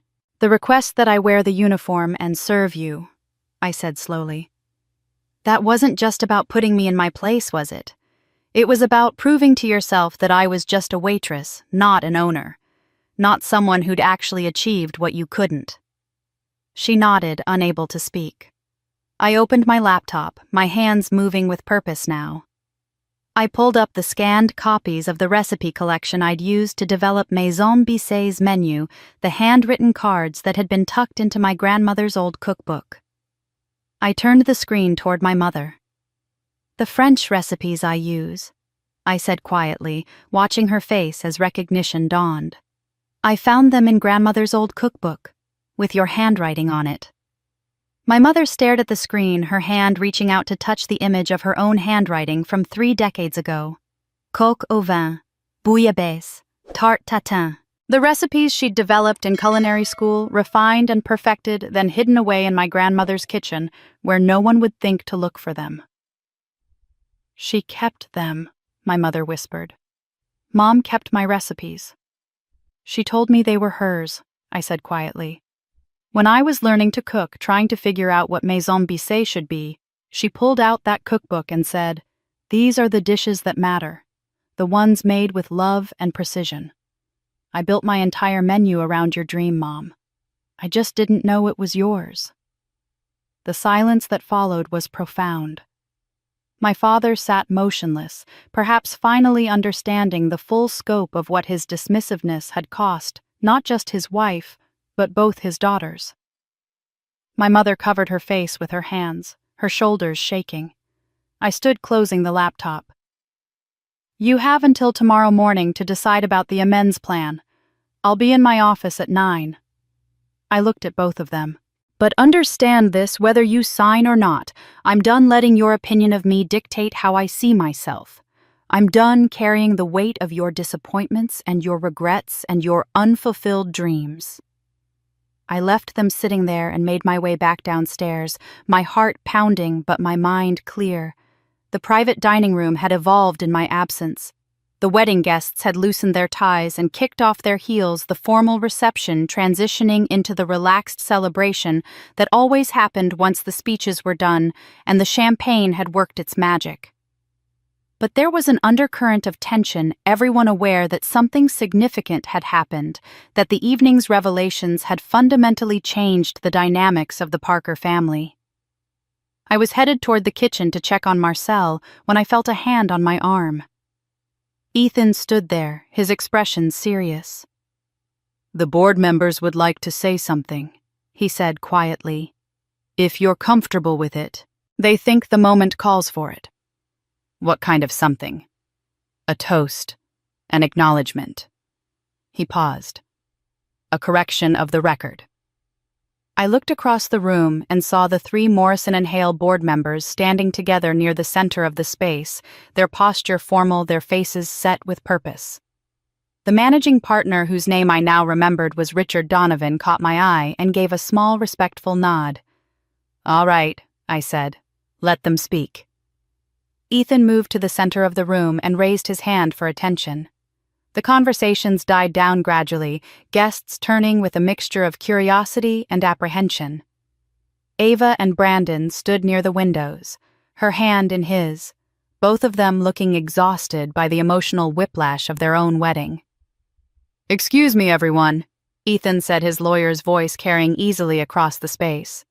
"I know this has been an unusual evening, but I think there are some things that need to be said and said properly." He gestured to Richard Donovan. "Mr. Donovan has asked to say a few words." The managing partner stepped forward, his silver hair catching the chandelier light, his bearing that of someone accustomed to speaking with authority. "Good evening. For those who don't know me, I'm Richard Donovan, managing partner at Morrison & Hale. I've had the privilege of working with some of the finest legal minds and business leaders in this state over my 40-year career." He paused, letting his gaze sweep the room. 3 months ago, our firm was retained to handle a complex commercial real estate acquisition. Multiple properties across state lines, intricate financing structures, regulatory compliance issues in 3 different jurisdictions. It was the kind of deal that separates competent business people from truly exceptional ones. I felt every eye in the room turn toward me. My parents had emerged from upstairs and stood at the back of the crowd. My mother's face still blotchy from crying. My father's expression unreadable. "Our client was Rowan Harbor Holdings," Donovan continued, "a privately held investment company that had frankly outmaneuvered several much larger competitors to secure these properties. The CEO and founder of Rowan Harbor demonstrated a level of strategic thinking, financial acumen, and negotiating skill that impressed even our most senior partners." He turned to face me directly. "That CEO is Grace Parker, or as she's known in the business community, Grace Rowan, President and Chairman of Rowan Harbor Holdings." He began to applaud, a slow, deliberate clapping that carried weight and respect. The other 2 board members joined him immediately.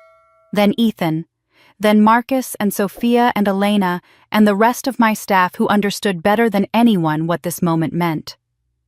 Then Mrs. Henderson, tears in her eyes, then the Weatherbys, then Aunt Caroline and Uncle Richard, who'd watched me grow up and had apparently never questioned my parents' narrative until tonight. The applause built like a wave, and suddenly the entire room was standing, 50 people rising to their feet in acknowledgement of something that had been hidden for too long. I stood in the center of it, overwhelmed by the unexpected validation, by the public recognition I'd told myself I didn't need, but apparently had been starving for all along. Through the crowd, I saw my parents. My father stood rigid, his hands at his sides, not clapping. But my mother slowly, hesitantly raised her hands and joined the applause. Her face was wet with tears, her expression some complicated mixture of grief and pride and regret that I couldn't fully parse. Donovan waited for the applause to die down before continuing. "In business, we talk a lot about leadership, about vision and execution and the ability to build something from nothing, but what we witnessed tonight was something rarer. We saw someone who had every right to respond with anger and vindictiveness instead choose dignity and restraint." He looked at me with unmistakable respect. "Ms. Rowan Maison Bissay is not just a successful restaurant. It's a testament to what's possible when talent meets determination, when someone refuses to let others' limited vision define their potential." The room erupted in applause again, louder this time. I felt my throat tighten with unexpected emotion. Ethan caught my eye and smiled, a genuine expression of admiration and something that might have been friendship or might have been the beginning of something more. When the noise finally subsided, I knew I had to say something. I stepped forward, very aware that I was still wearing my business clothes instead of my uniform, that I was being seen clearly for perhaps the first time by people who'd known me my entire life. "Thank you," I said, and my voice was steady despite the emotions churning inside me. "That's incredibly kind. But I want to be clear about something. Working as a server, wearing that uniform, carrying trays, and pouring wine, that didn't diminish me. Service isn't beneath anyone. The people who work in this industry, who make hospitality their calling, they're skilled professionals who deserve respect." I looked at Marcus, at Sophia, at Elena. Tonight I served in the truest sense, just as they taught me. The uniform doesn't define the person. Character does.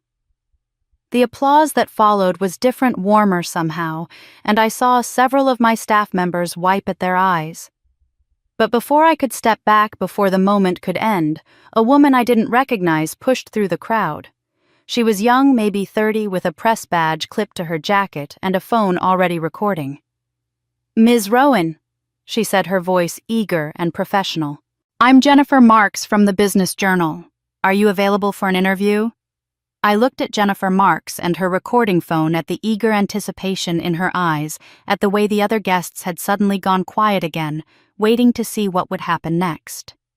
This was the moment where I could cement my victory, where I could give an interview that would spread through social media and business networks, where I could publicly detail every wrong my parents had committed and watch their reputation crumble in real time. "No," I said simply, "I'm not available for an interview. Not tonight." Confusion flickered across her face.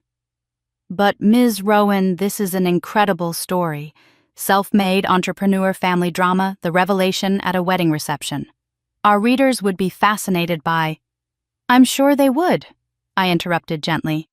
"But this is my sister's wedding day. Whatever issues exist between me and my parents, Ava deserves to have her celebration be about her marriage, not about family conflict." I glanced at my sister, who was watching me with an expression I couldn't quite read. No one deserves to be humiliated on their child's wedding day, no matter what's happened between us. The reporter looked disappointed but professional. "I understand. Perhaps we could schedule something for next week.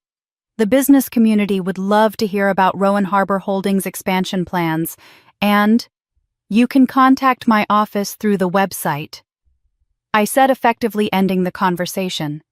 "Thank you for understanding." She nodded and stepped back, though I noticed she didn't stop recording.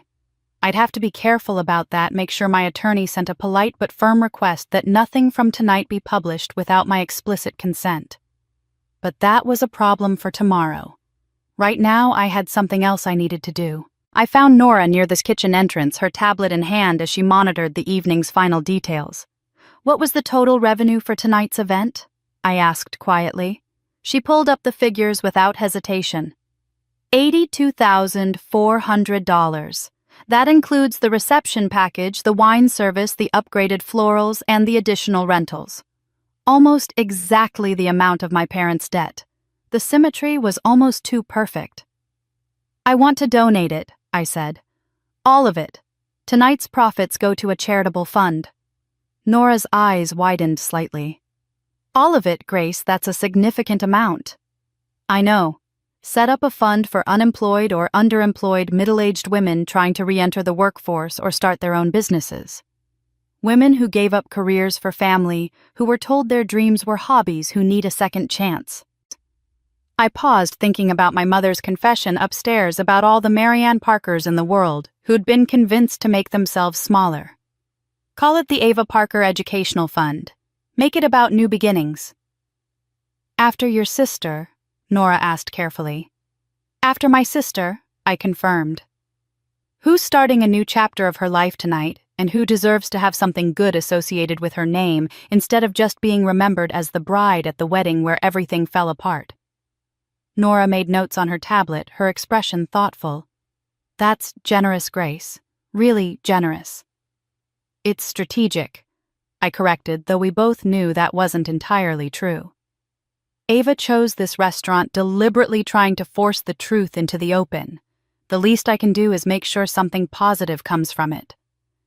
I glanced across the room to where my sister stood with Brandon, both of them looking exhausted. And maybe it'll help her understand that she doesn't have to be perfect, that there's value in being real even when it's messy. I felt someone approach from behind and turned to find Ethan 2 glasses of wine in his hands. He offered me one and I took it gratefully. "That was well played," he said quietly, nodding toward where the reporter was packing up her equipment. "Most people in your position would have jumped at the publicity. Most people in my position probably aren't watching their mother have a breakdown over dreams she gave up 30 years ago," I replied, taking a sip of the wine. It was the Chateau Margaux, I noticed. The good stuff. "I heard about the donation," Ethan said. "Nora mentioned it to one of the board members who mentioned it to me. $82,000 to a women's fund named after your sister." He studied my face with that assessing look I'd come to recognize from our business negotiations. "You could have destroyed your parents tonight. You had every piece of ammunition you needed. Instead, you gave them terms for reconciliation and donated a small fortune to help other women." "Is there a question in there somewhere?" I asked. "Not a question, an observation." He raised his glass slightly. You won, Grace. In the kindest way possible. That's rare.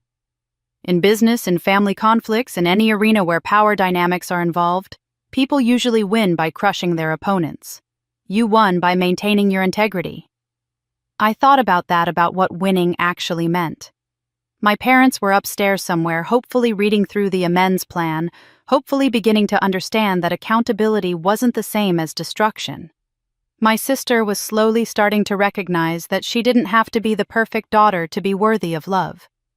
And I was standing in my own restaurant, surrounded by people who finally saw me clearly, with the freedom to define myself on my own terms. I'm not sure it's winning, I said slowly. It's more like setting boundaries, refusing to participate in their version of reality anymore.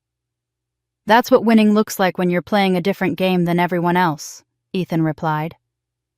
Before I could respond, I noticed movement at the edge of my vision. My mother had approached Jennifer Marks near the entrance, her hand on the reporter's arm, her face animated as she leaned in close to speak. The reporter's expression shifted from polite dismissal to sharp interest, and I saw her reach for her phone again. Ethan followed my gaze and frowned. Is your mother? I was already moving across the room, but I wasn't fast enough. The reporter's phone was recording again, and my mother's voice carried just enough for me to hear the words that made my blood run cold. Marianne whispered to the reporter, I'll tell you the truth about this fake president. I reached my mother in 3 strides, but the damage was already being done. Jennifer Marks's eyes were bright with the kind of journalistic hunger that came from stumbling onto a story bigger than expected. My mother's voice was low but urgent, the words tumbling out with the desperate energy of someone who'd been backed into a corner and saw only one way out. She didn't build anything, my mother was saying, her hand still gripping the reporter's arm. The money came from her grandmother's estate. Grace was just a waitress who got lucky with an inheritance. She's been playing dress-up as a businesswoman, pretending she earned something that was handed to her. Mrs. Parker, I said quietly, and both women turned to look at me. I think you should stop talking now. My mother's eyes were wild. Mascara smudged her carefully maintained composure, completely shattered. Why? So you can keep perpetuating this fantasy. So everyone can keep believing you're some self-made success story, when the truth is, you just had a rich grandmother. Jennifer Marks's phone was still recording, capturing every word. I could see her mind working, already crafting the headline, Restaurant Owner's Mother Claims Success, Built on Inheritance Not Merit. Ms. Marks, I said, shifting my attention to the reporter. Whatever my mother tells you tonight is being said under extreme emotional duress at her daughter's wedding reception. I strongly suggest you verify any claims before publishing, and I'd recommend speaking to my attorney before running any story that involves my business or personal finances. I'm a journalist, Ms. Rowan, she replied, professional but unmoved. If there are questions about the origin of your company's capital, that's a legitimate business story. There are no questions, I said evenly. There are facts which are documented and verifiable, and there's a woman who's had a difficult evening making statements she'll regret tomorrow. I looked at my mother. Mom, please, don't do this. Don't do what? Tell the truth.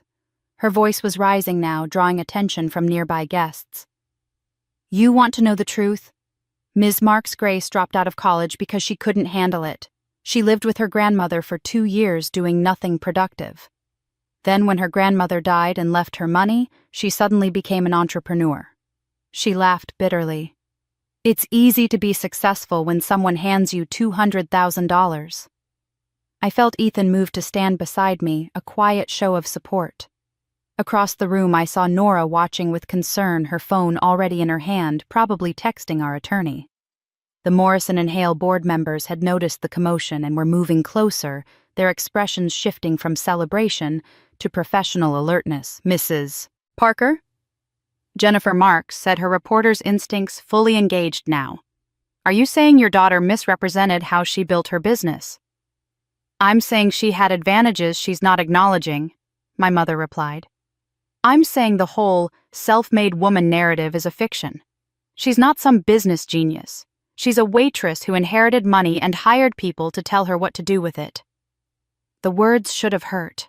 A few hours ago, they would have devastated me. But standing there watching my mother self-destruct in real time, I felt something unexpected pity. "Are you finished?" I asked quietly. She stared at me, breathing hard, and I saw the moment she realized what she'd done. The anger drained from her face, replaced by something that looked like horror. But it was too late. The reporter had everything on tape. The guests were whispering. The story was already writing itself. "I'm going to step outside," I said to Ethan. "Can you make sure the reception continues and ask Nora to handle the reporter, please? Standard protocol. No comment until we've consulted legal." He nodded, already moving into action. I walked toward the exit with my head high and my spine straight, aware of every eye following me. I made it to the courtyard before my phone started buzzing. The first text was from my attorney. "Saw the live stream. Someone's recording and it's on social already. Call me." Live stream. Of course. In an age where everyone had a phone and social media accounts, privacy at a public event was an illusion. I opened Twitter and searched my name. The videos were already there, posted by guests I barely knew. Short clips of my mother's accusations, helpfully captioned with speculation and commentary. Local restaurant owner called out by own mother. Inheritance or hard work? The truth about Grace Parker's success. Family drama at wedding reveals business empire built on grandmother's money. I watched the engagement numbers climb. Retweets, comments, shares. The narrative was being written in real time, and it wasn't the one I would have chosen. My phone rang. My attorney, Patricia Chen, didn't bother with pleasantries. "How bad is it?" "My mother just told a reporter that I'm a fake businesswoman living off inheritance money, at my sister's wedding, on camera, and apparently someone was live streaming it." Christ, I heard typing in the background. "Okay, here's what we do. Don't respond to anything on social media. Don't talk to any reporters. Don't make any statements until we've crafted a response." Patricia, everything she said is technically true. I did inherit money from my grandmother. I did use it as seed capital. "Inheriting seed capital isn't the same as being handed a business," she said firmly. "You turned $200,000 into a multi-million-dollar portfolio. That's skill, not luck. But we need to control this narrative before it gets away from us." I leaned against the courtyard wall, feeling the cool brick against my back. "Let them talk," I heard myself say. "Let the story spread. Let people speculate and doubt and question, and then I'll speak once and clearly." Grace, that's risky. The longer misinformation circulates, the more impact the truth will have when I finally share it. I finished. I've spent 15 years being quiet about my accomplishments. Maybe it's time I stopped apologizing for my success, whether it started with an inheritance or not. She was quiet for a moment. "You want to go public? Full transparency?" "I want to tell my story, the whole story, without shame or defensiveness. Yes, my grandmother left me money. Yes, I used it to start my business. But I also turned that money into something substantial through years of work and smart decisions. Both things can be true." "All right," Patricia said, and I could hear the shift in her tone from caution to strategy. "Let me set something up. A proper press conference, controlled environment, prepared statement. Give me until morning." I hung up and stood in the quiet courtyard, listening to the muffled sounds of the reception continuing inside. My phone buzzed with an incoming email. Patricia moving fast as always. The subject line read simply, "Press conference tomorrow morning. Prepare to go." I woke at 6 after 3 hours of fitful sleep, my mind still replaying my mother's words on an endless loop. The videos had multiplied overnight. By the time I checked my phone, there were dozens of clips circulating across platforms, each with their own spin on the story. Some defended me, most questioned. A few were cruel in the way only anonymous internet commentary could be. Patricia had sent a detailed briefing at 5 in the morning. The press conference was scheduled for 10 at the Riverside Conference Center, a neutral venue large enough to accommodate the media interest that had exploded overnight. 3 local TV stations would carry it live. The Business Journal would stream it online. She estimated we'd have an audience of several thousand, maybe more, if the clips went viral. I dressed carefully in a navy suit, minimal jewelry, my hair pulled back in the same simple style I wore for board meetings. Professional, but not showy. Competent, but not intimidating. I looked at myself in the mirror and practiced staying calm, keeping my voice level, maintaining eye contact with cameras that would dissect every micro-expression. The conference center was already packed when I arrived. Reporters filled the first 3 rows, cameras positioned at strategic angles, lights bright enough to make me squint. Behind them sat people I recognized, business owners I'd worked with, staff from my restaurants, former classmates who'd probably never given me a second thought until last night. In the back row, I spotted Marcus and Sophia, both of them having taken the morning off to be here. Patricia met me backstage, her expression professionally neutral, but her eyes worried. "You ready?" "No," I said honestly. "But I'm doing it anyway." "Remember, stick to the statement we prepared. Don't get defensive. Don't apologize for things that aren't wrong. And Grace," she touched my arm, "tell the truth, but tell it like you're talking to one person, not a crowd. Make them see you as human." I walked onto the small stage and took my place behind the podium. The crowd noise died down. Camera flashes went off in rapid succession. I took a breath and began. "Good morning. My name is Grace Parker, though some of you know me as Grace Rowan, the name I use professionally. I'm the founder and CEO of Rowan Harbor Holdings, a private investment company that owns and operates 3 restaurants across 2 states. Last night at my sister's wedding reception, some questions were raised about how I built my business. I'm here this morning to answer those questions fully and transparently." I paused, letting the room settle into complete silence. 15 years ago, I was 18 years old and in my first semester of college. My grandmother, Eleanor Hartfield, began showing signs of severe dementia. She needed full-time care. My parents were in the middle of bankruptcy proceedings, though I didn't know that at the time. They encouraged me to leave school and move in with my grandmother. So I did. I watched faces in the audience, saw some softening with understanding, others remaining skeptical. For 2 years I took care of her. I worked part-time jobs to pay my bills and sent money home to my parents, who told me they needed help with my younger sister's expenses. What I didn't know was that there were no expenses. The money I sent went directly to paying their bankruptcy creditors. My college fund, which they told me was being used for my sister's education, was also redirected to pay their debts. A murmur ran through the crowd. Cameras clicked furiously. "When my grandmother passed away 8 years ago, she left me her house. I sold it for $230,000. That money became the seed capital for what would eventually become Rowan Harbor Holdings." I looked directly at the cameras.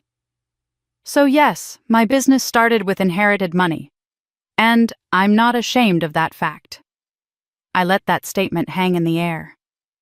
What inheritance gave me was opportunity. What I did with that opportunity was work. For 5 years, I studied commercial real estate markets, learned financial modeling, built relationships with contractors and suppliers and lenders.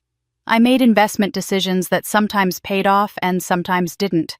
I took calculated risks. I worked 80-hour weeks.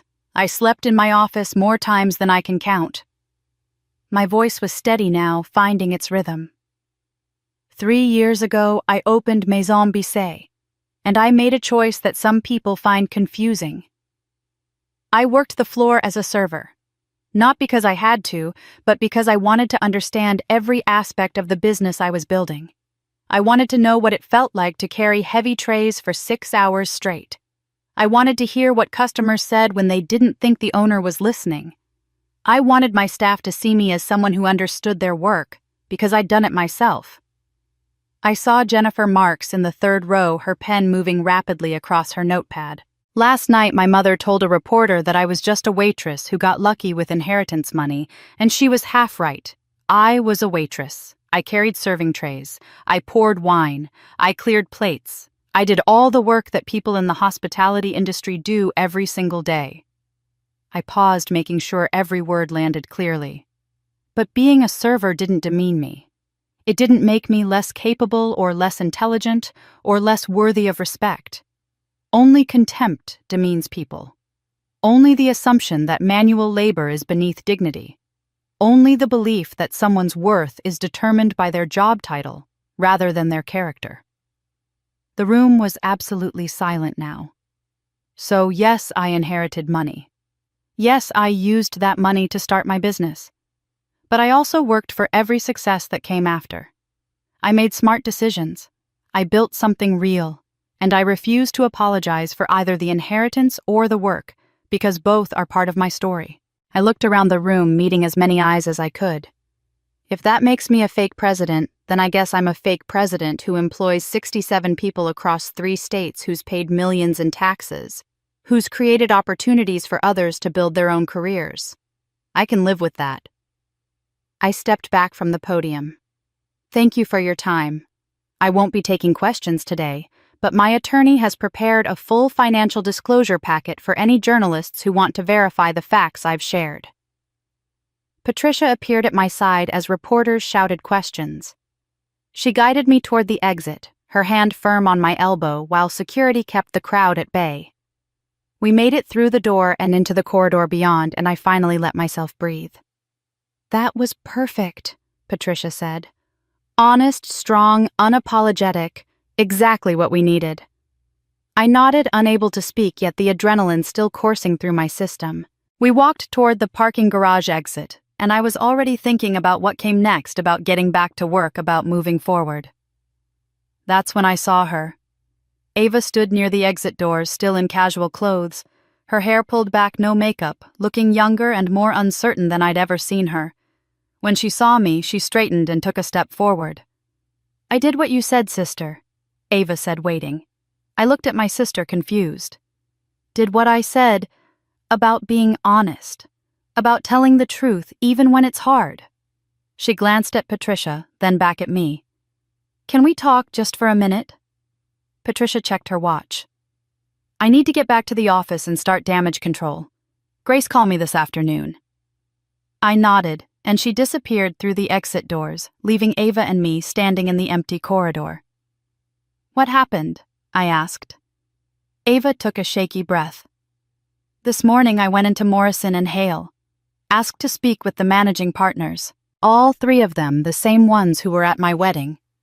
She twisted her hands together, a nervous gesture I remembered from childhood. I told them about some mistakes I made on the Riverside acquisition file. Nothing huge, but things I should have caught. Billing discrepancies I noticed but didn't report. Research I claimed to have completed but actually rushed through. Small things that added up to me not being as thorough as I should have been. My heart sank. Ava, why would you? Because you were right, she interrupted. Last night, when you said I was exhausted being who they wanted me to be, I've been so focused on looking perfect, on never making mistakes, that I've been cutting corners and hoping no one would notice, and the stress of hiding it was killing me. She met my eyes. I watched you stand up there this morning and own your whole story, the good and the complicated and the parts that don't fit the narrative. And I thought if she can do that, maybe I can too. What did the partners say? Ethan was there. He spoke up before they could respond. A small smile crossed her face. He said that in his experience, the people who admit their mistakes are the ones worth investing in. That integrity matters more than a perfect record. He asked them to consider leniency based on my honesty and my willingness to fix what I'd done wrong. I stared at my sister, seeing her clearly for maybe the first time in years. Not the perfect daughter, not the golden child, but a young woman trying to figure out how to be real in a world that had taught her performance was more important than authenticity. And, I prompted, they're putting me on a performance improvement plan instead of firing me. 3 months of close supervision, mandatory ethics training, and I have to redo all the work I rushed through. She laughed, a slightly hysterical sound. My perfect record is ruined. Mom and Dad are going to be horrified, and I feel lighter than I have in years. Ava, I said softly, I'm proud of you. Her eyes filled with tears. Are you? Because I helped them humiliate you? I chose that restaurant knowing what would happen. I wanted the truth to come out, but I didn't think about how much it would hurt you in the process. I was so focused on my own need to escape being perfect that I used your pain as a weapon against them. You were also the only one who saw me clearly, I reminded her. You knew I was more than what they said I was. You believed in me enough to think the truth would come out. I didn't know it would explode like that. The debt notice Mom's breakdown, the reporter, all of it. She wiped at her eyes with the back of her hand. Your wedding day should have been about you and Brandon, not about our family's dysfunction. Our family's dysfunction was going to come out eventually, she said. Maybe it needed to happen this way. Maybe we all needed to hit bottom before we could start being honest with each other. We stood there in silence for a moment, and then Ava said quietly, I watched your press conference on my phone while I was waiting. The part about how being a server didn't demean you, how only contempt demeans people. That was the most powerful thing I've ever heard anyone say. She looked down at her hands. I've spent my whole life measuring my worth by my title, by what other people thought of me, by whether I looked successful enough. And you just stood there and said your worth came from your character, not your job. I've never thought about it that way before. It took me a long time to learn it, I admitted. And I'm still learning. Grace? I want to be like you? Her voice broke slightly. Not successful like you, though. That would be nice too. But honest like you. Strong enough to tell the truth even when it costs something. For the first time in my life, I want to become someone like you instead of who they want me to be. Something cracked open in my chest, some wall I'd been maintaining between us for years. I stepped forward and pulled my sister into a hug, and she collapsed against me, her carefully constructed poise finally breaking completely. She sobbed into my shoulder while I held her, my own tears finally coming after a night and morning of holding everything together. You're going to be okay, I whispered. We're both going to be okay. She pulled back, wiping her face with her sleeve in a gesture that would have horrified our mother.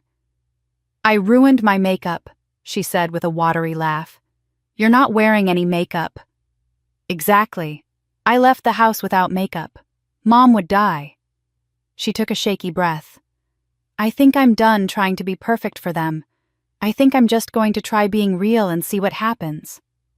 That's terrifying, I said honestly. Yeah, she agreed. But watching you do it makes me think maybe it's possible. We stood there together, two sisters who'd spent most of their lives on opposite sides of our parents' expectations, finally finding common ground in the decision to stop performing and start being authentic. It felt fragile and new and impossibly important. The elevator at the end of the corridor dinged, the doors sliding open with a soft mechanical sound. Howard and Marianne stepped out, both of them looking like they'd aged 10 years overnight. My father's suit was rumpled. My mother's eyes were swollen from crying. When they saw us standing together, they stopped. We need to talk, Howard and Marianne said, stepping out. I felt Ava tense beside me. My parents looked exhausted, their usual polish completely stripped away. My father's hair was uncombed, his tie missing. My mother had dark circles under her eyes that no amount of concealer could hide. Not here, I said, gesturing toward the conference rooms that lined the corridor. Let's find somewhere private. We filed into the nearest empty room, a generic corporate space with a long table and uncomfortable chairs. Ava sat beside me, a silent show of solidarity that didn't go unnoticed by our parents. My father remained standing, his hands gripping the back of a chair. My mother sank into a seat across from us, her purse clutched in her lap like a shield. I watched your press conference, my father said without preamble, on the TV in our hotel room. And, I asked, keeping my voice neutral, and you made us look like monsters. His voice was tight with controlled anger. You told the entire city that we took your college fund, that we lied about your grandmother, that we manipulated you into supporting us financially. I told the truth, I corrected. I didn't embellish. I didn't exaggerate. I stated facts that are documented and verifiable. You humiliated us. My mother's voice was small, broken.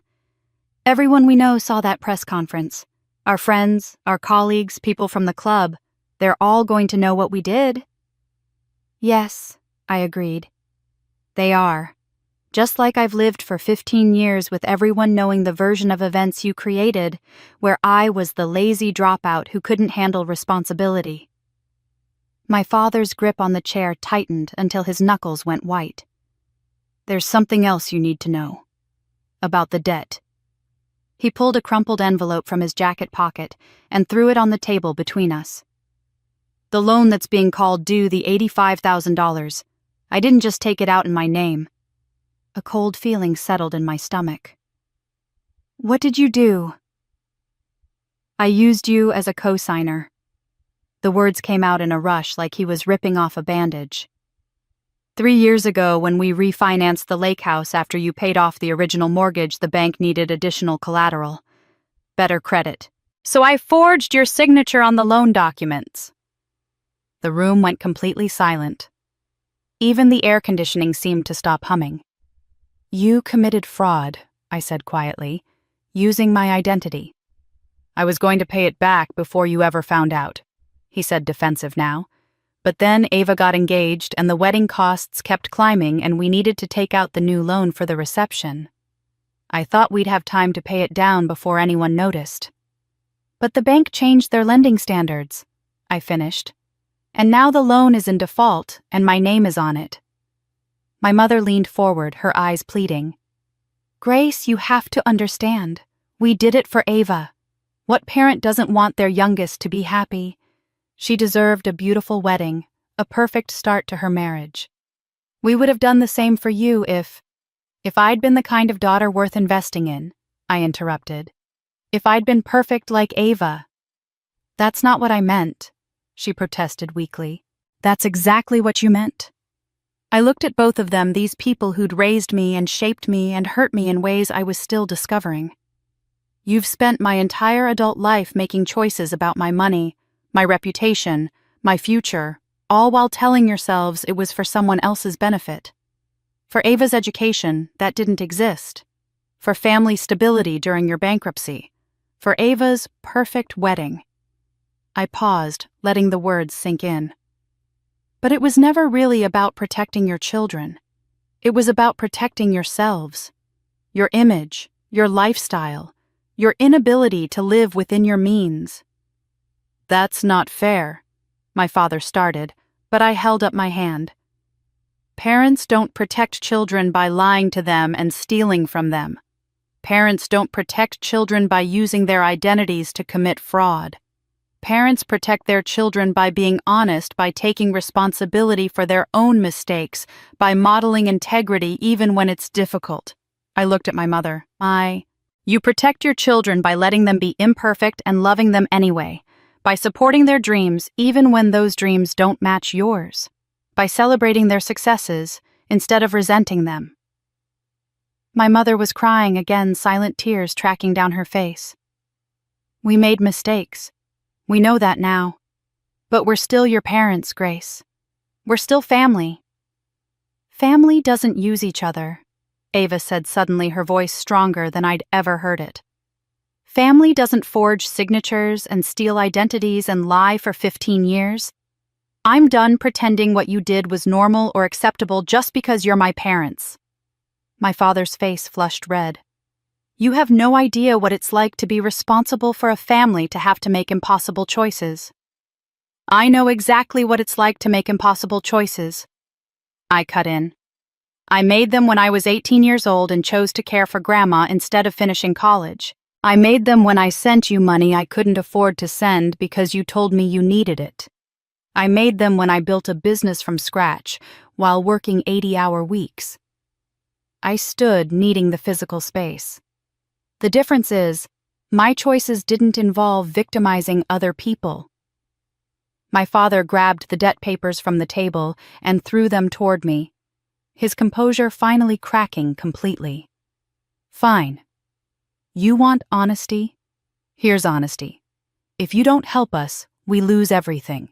The lake house, our credit rating, possibly our primary residence if they decide to investigate the refinancing fraud. We'll be destroyed, Grace.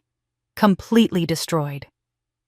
I looked at the scattered papers, at my parents' desperate faces, at my sister sitting beside me with her jaw set in determination. And I felt something shift inside me, some final severing of the obligation I'd carried my entire life to fix their problems and shoulder their consequences. That's no longer we, I said quietly. I stepped back from the table, creating physical distance from my parents' desperation. My father's face was red with frustration, my mother still crying into her hands. Ava sat frozen, watching everything unfold with wide eyes. You don't understand, my father said, his voice breaking. We have 60 days. That's all. 60 days to come up with $85,000, or we lose the lake house and potentially face fraud charges for the forged signature. Your signature, Grace. If they investigate, this could destroy you too. I know, I said calmly. I pulled my laptop from my bag, the one I'd brought to the press conference with all my documentation. I've known about the fraud for 3 days. My attorney discovered it when she did a routine credit check after the wedding. My mother's head snapped up. You knew and you didn't say anything. I was deciding what to do about it. I opened the laptop and pulled up a file I'd prepared last night after the press conference, after reading through Patricia's analysis of my parents' financial situation. But before we discuss the current debt, there's something you should know about the old one. I turned the screen toward them. On it was a series of bank transfers from 3 years ago, all originating from an account registered to a holding company called Hartfield Financial Services. The transfers totaled $147,000, made in monthly installments over the course of a year. The recipient was the mortgage company that held the lien on my parents' lake house. My father stared at the screen, confusion replacing anger. What is this? 3 years ago, you were 6 months away from losing the lake house to foreclosure. The second mortgage you'd taken out during your bankruptcy was in default. You'd missed 4 payments. I scrolled through the documentation. I found out by accident when one of my investment partners mentioned seeing your property on a pre-foreclosure list. I was running market analysis for potential acquisitions. My mother's face had gone pale. We never told you about that. I know. You told everyone, including me, that everything was fine, that you'd weathered the bankruptcy and were back on your feet. I clicked to the next screen showing the corporate registration for Hartfield Financial Services. So I set up this company, named it after Grandma's maiden name, and I paid off your debt. All of it. Anonymously. The silence in the room was absolute. You. My father's voice trailed off. That was you. Every payment, for 12 months, until the mortgage was completely satisfied and you were clear. I looked at both of them. I didn't tell you because I knew you'd either refuse out of pride or accept and then resent me for it. And because honestly, I didn't want your gratitude. I just wanted you to stop drowning. My mother was shaking her head slowly, as if trying to process information that didn't fit her understanding of reality. But that's impossible. You were just starting your business then. How could you afford? I made it work, I said simply.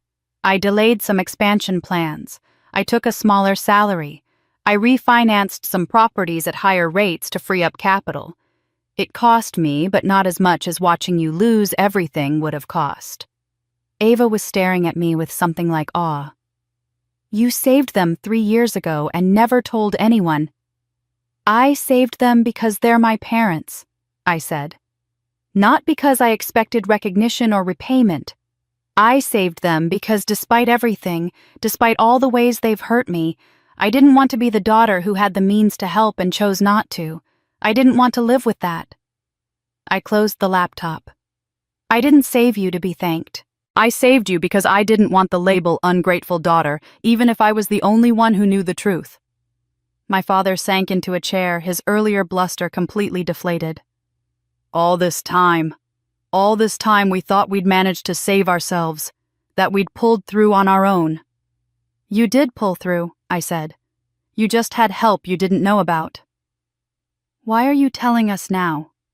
My mother asked, her voice barely audible. Because you need to understand something. I picked up the scattered debt papers from the table. I paid off your old debt out of love, out of a sense of family obligation, out of hope that maybe if you had stable ground under your feet, you'd become the parents I needed you to be.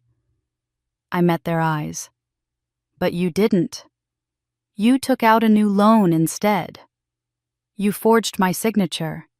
You spent $85,000 on a wedding to maintain appearances, and when it all came crashing down, your first instinct was to blame me for not helping you.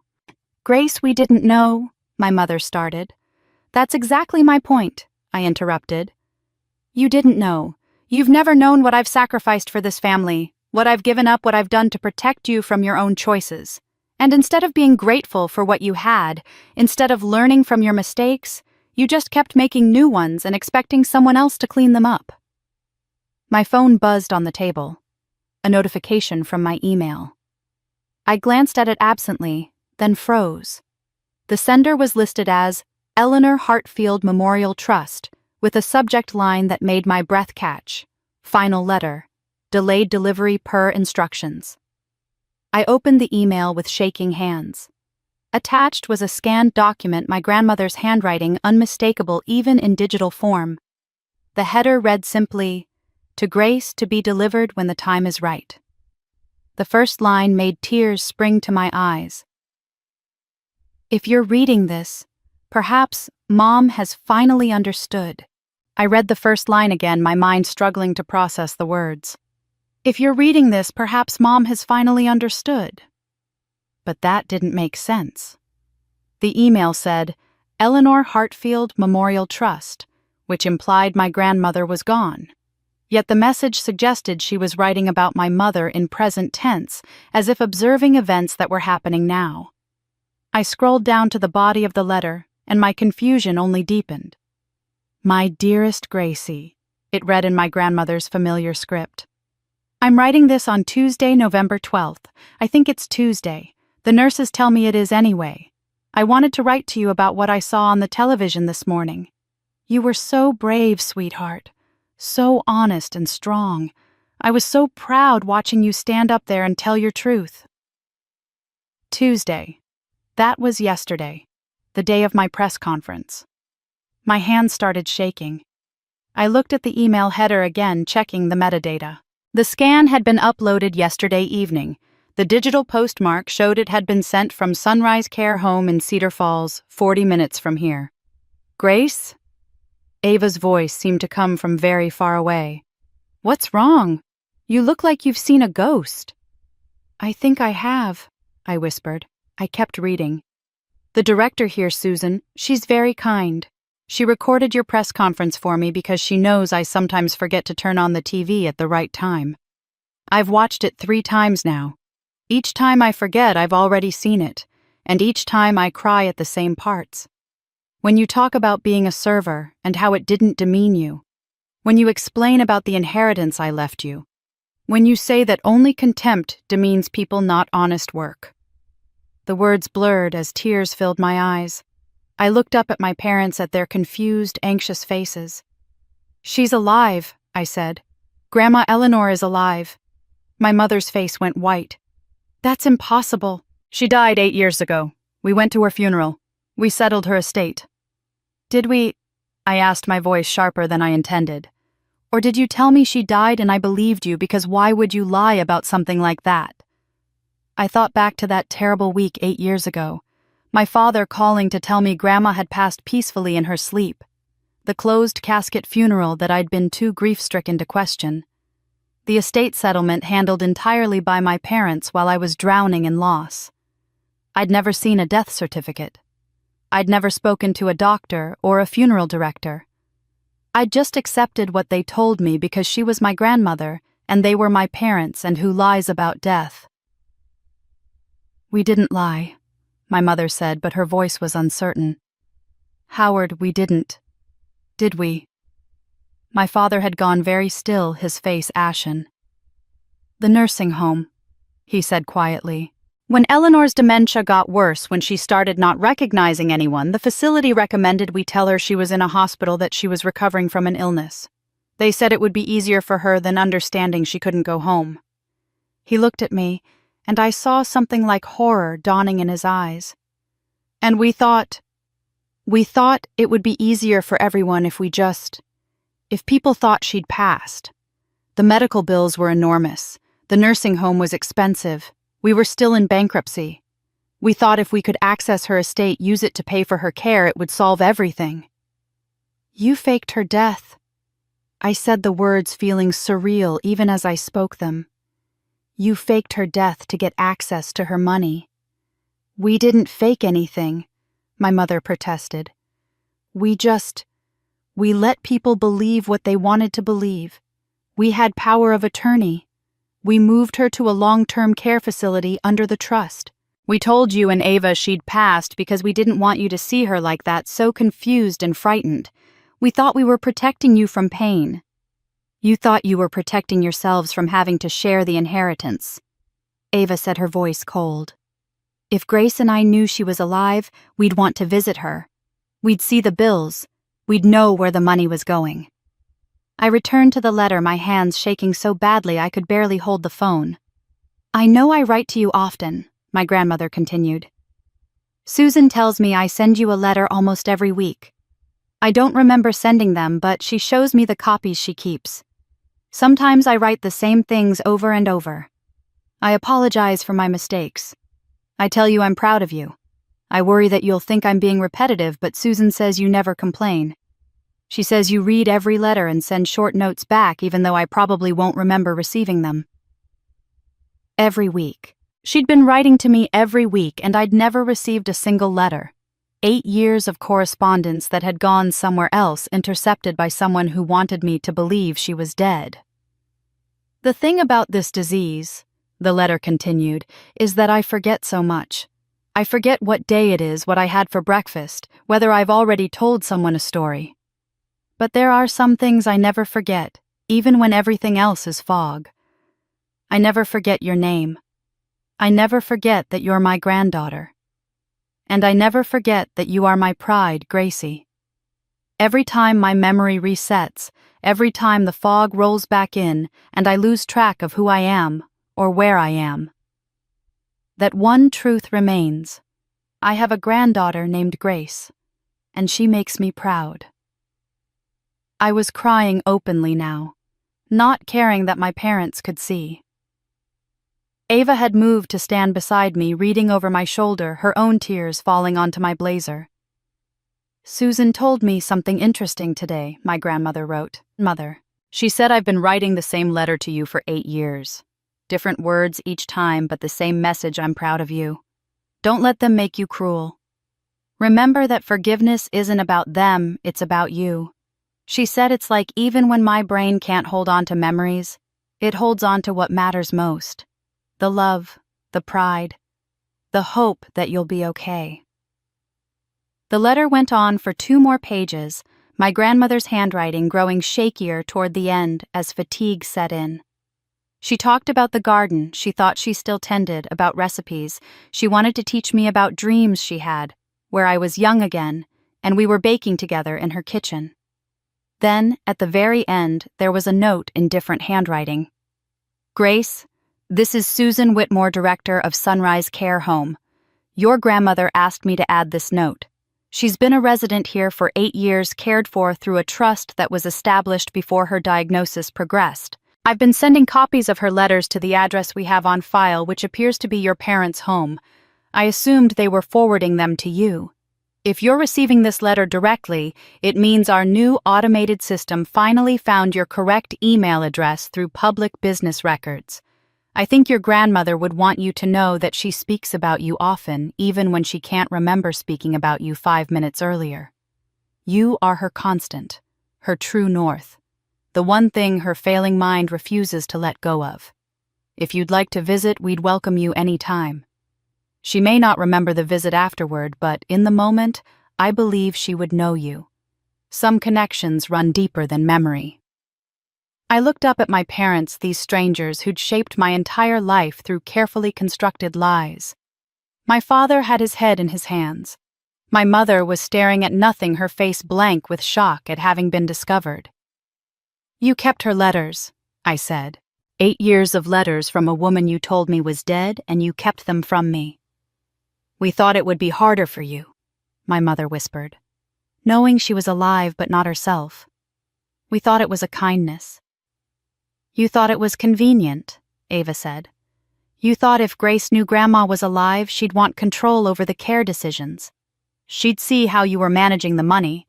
She'd ask questions you didn't want to answer." I stood tucking my phone into my pocket, the letter saved to read again later, to absorb fully when I wasn't standing in a conference room with the people who'd stolen 8 years of relationship from me. "I'm going to see her," I said. "Today. Right now." "Grace, wait," my father started. "Let us explain." "There's nothing to explain," I interrupted. "You lied, you stole, you manipulated, and you did it all while telling yourselves you were protecting me."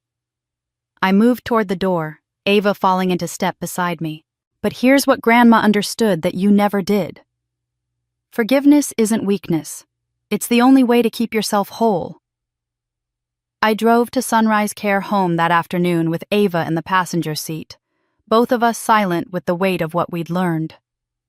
My grandmother was alive. For 8 years, I'd carried the grief of her loss, and all that time she'd been 40 minutes away writing me letters I never received, living in a fog that occasionally cleared just enough for her to remember my name. The visit was everything I'd hoped for and nothing I'd expected. She knew me for about 20 minutes, called me by name, held my hand, and told me about a pie she wanted to bake. Then the fog rolled back in, and I became a kind stranger she was polite to but didn't recognize. I stayed for 2 hours, and Ava cried the entire drive home. 3 days later, I sent a text to my parents. "Dinner at Maison Bissay, Saturday 7 o'clock, just family. We need to finish this conversation." My father responded immediately. "We'll be there." My mother's text came an hour later. "Thank you for giving us another chance." Saturday evening, I arrived at the restaurant early and found Nora in the office reviewing next week's reservations. She looked up when I entered, her expression carefully neutral. "Your family's table is ready," she said. "Private corner as requested. Should I assign a server, or will you be handling it yourself?" "Elena can serve," I said. "This is a family dinner, not a performance." She nodded, but I saw the concern in her eyes. "And if things get difficult, then they get difficult," I replied. "But I'm not walking away this time until we reach some kind of resolution." The restaurant was busy for a Saturday. Every table occupied the dining room, filled with the pleasant hum of conversation and clinking silverware. I'd changed out of my business clothes into a simple black dress, professional, but softer somehow. Not the uniform I'd worn at Ava's wedding, not the armor I'd worn to the press conference. Just myself. My parents arrived exactly on time, neither early to demonstrate eagerness nor late to show defiance.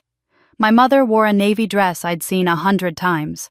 My father had on his usual blazer and tie.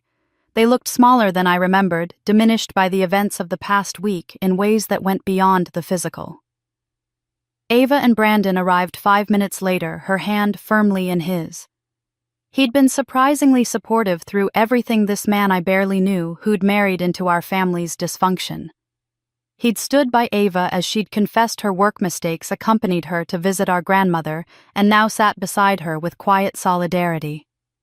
We ordered food none of us particularly wanted and made small talk that felt like walking on ice over deep water. The first course arrived, was picked at, was cleared away. Finally, I couldn't stand the pretense anymore. "I visited Grandma 3 times this week," I said, setting down my water glass. "Tuesday, Thursday, and yesterday. She recognized me once for about 15 minutes on Thursday. Told me she was proud of me, that she always knew I'd do something important with my life." I looked at my parents. "She also asked about you. Asked when you were coming to visit." My mother's fork clattered against her plate. "Grace, we can explain." "I don't want explanations," I interrupted. "I want accountability. I want change. I want to know that this family can be something other than a cycle of lies and manipulation and people protecting themselves at each other's expense." I pulled out the revised amends plan I'd worked on with Patricia all week, the document that had evolved from punishment to pathway. I slid copies across the table to my parents. "These are the terms," I said. "Not for forgiveness, because forgiveness isn't something you can negotiate. These are the terms for moving forward as a family."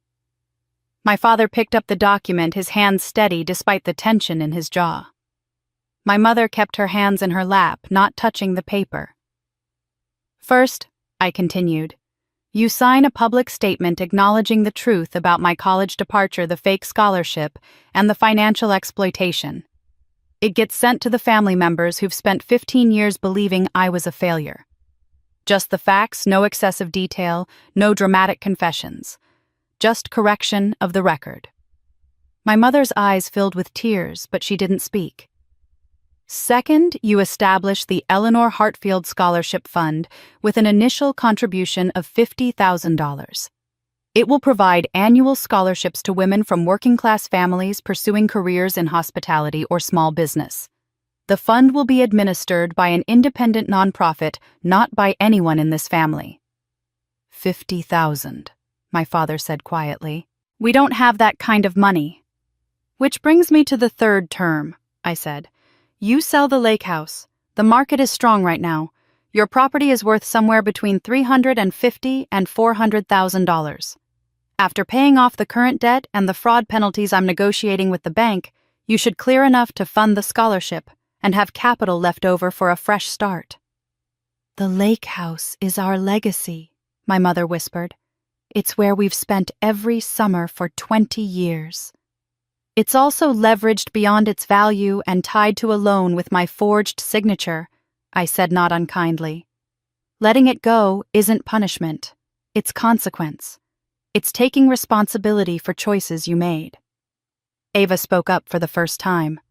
"What about the fraud charges Grace's name is on those documents?"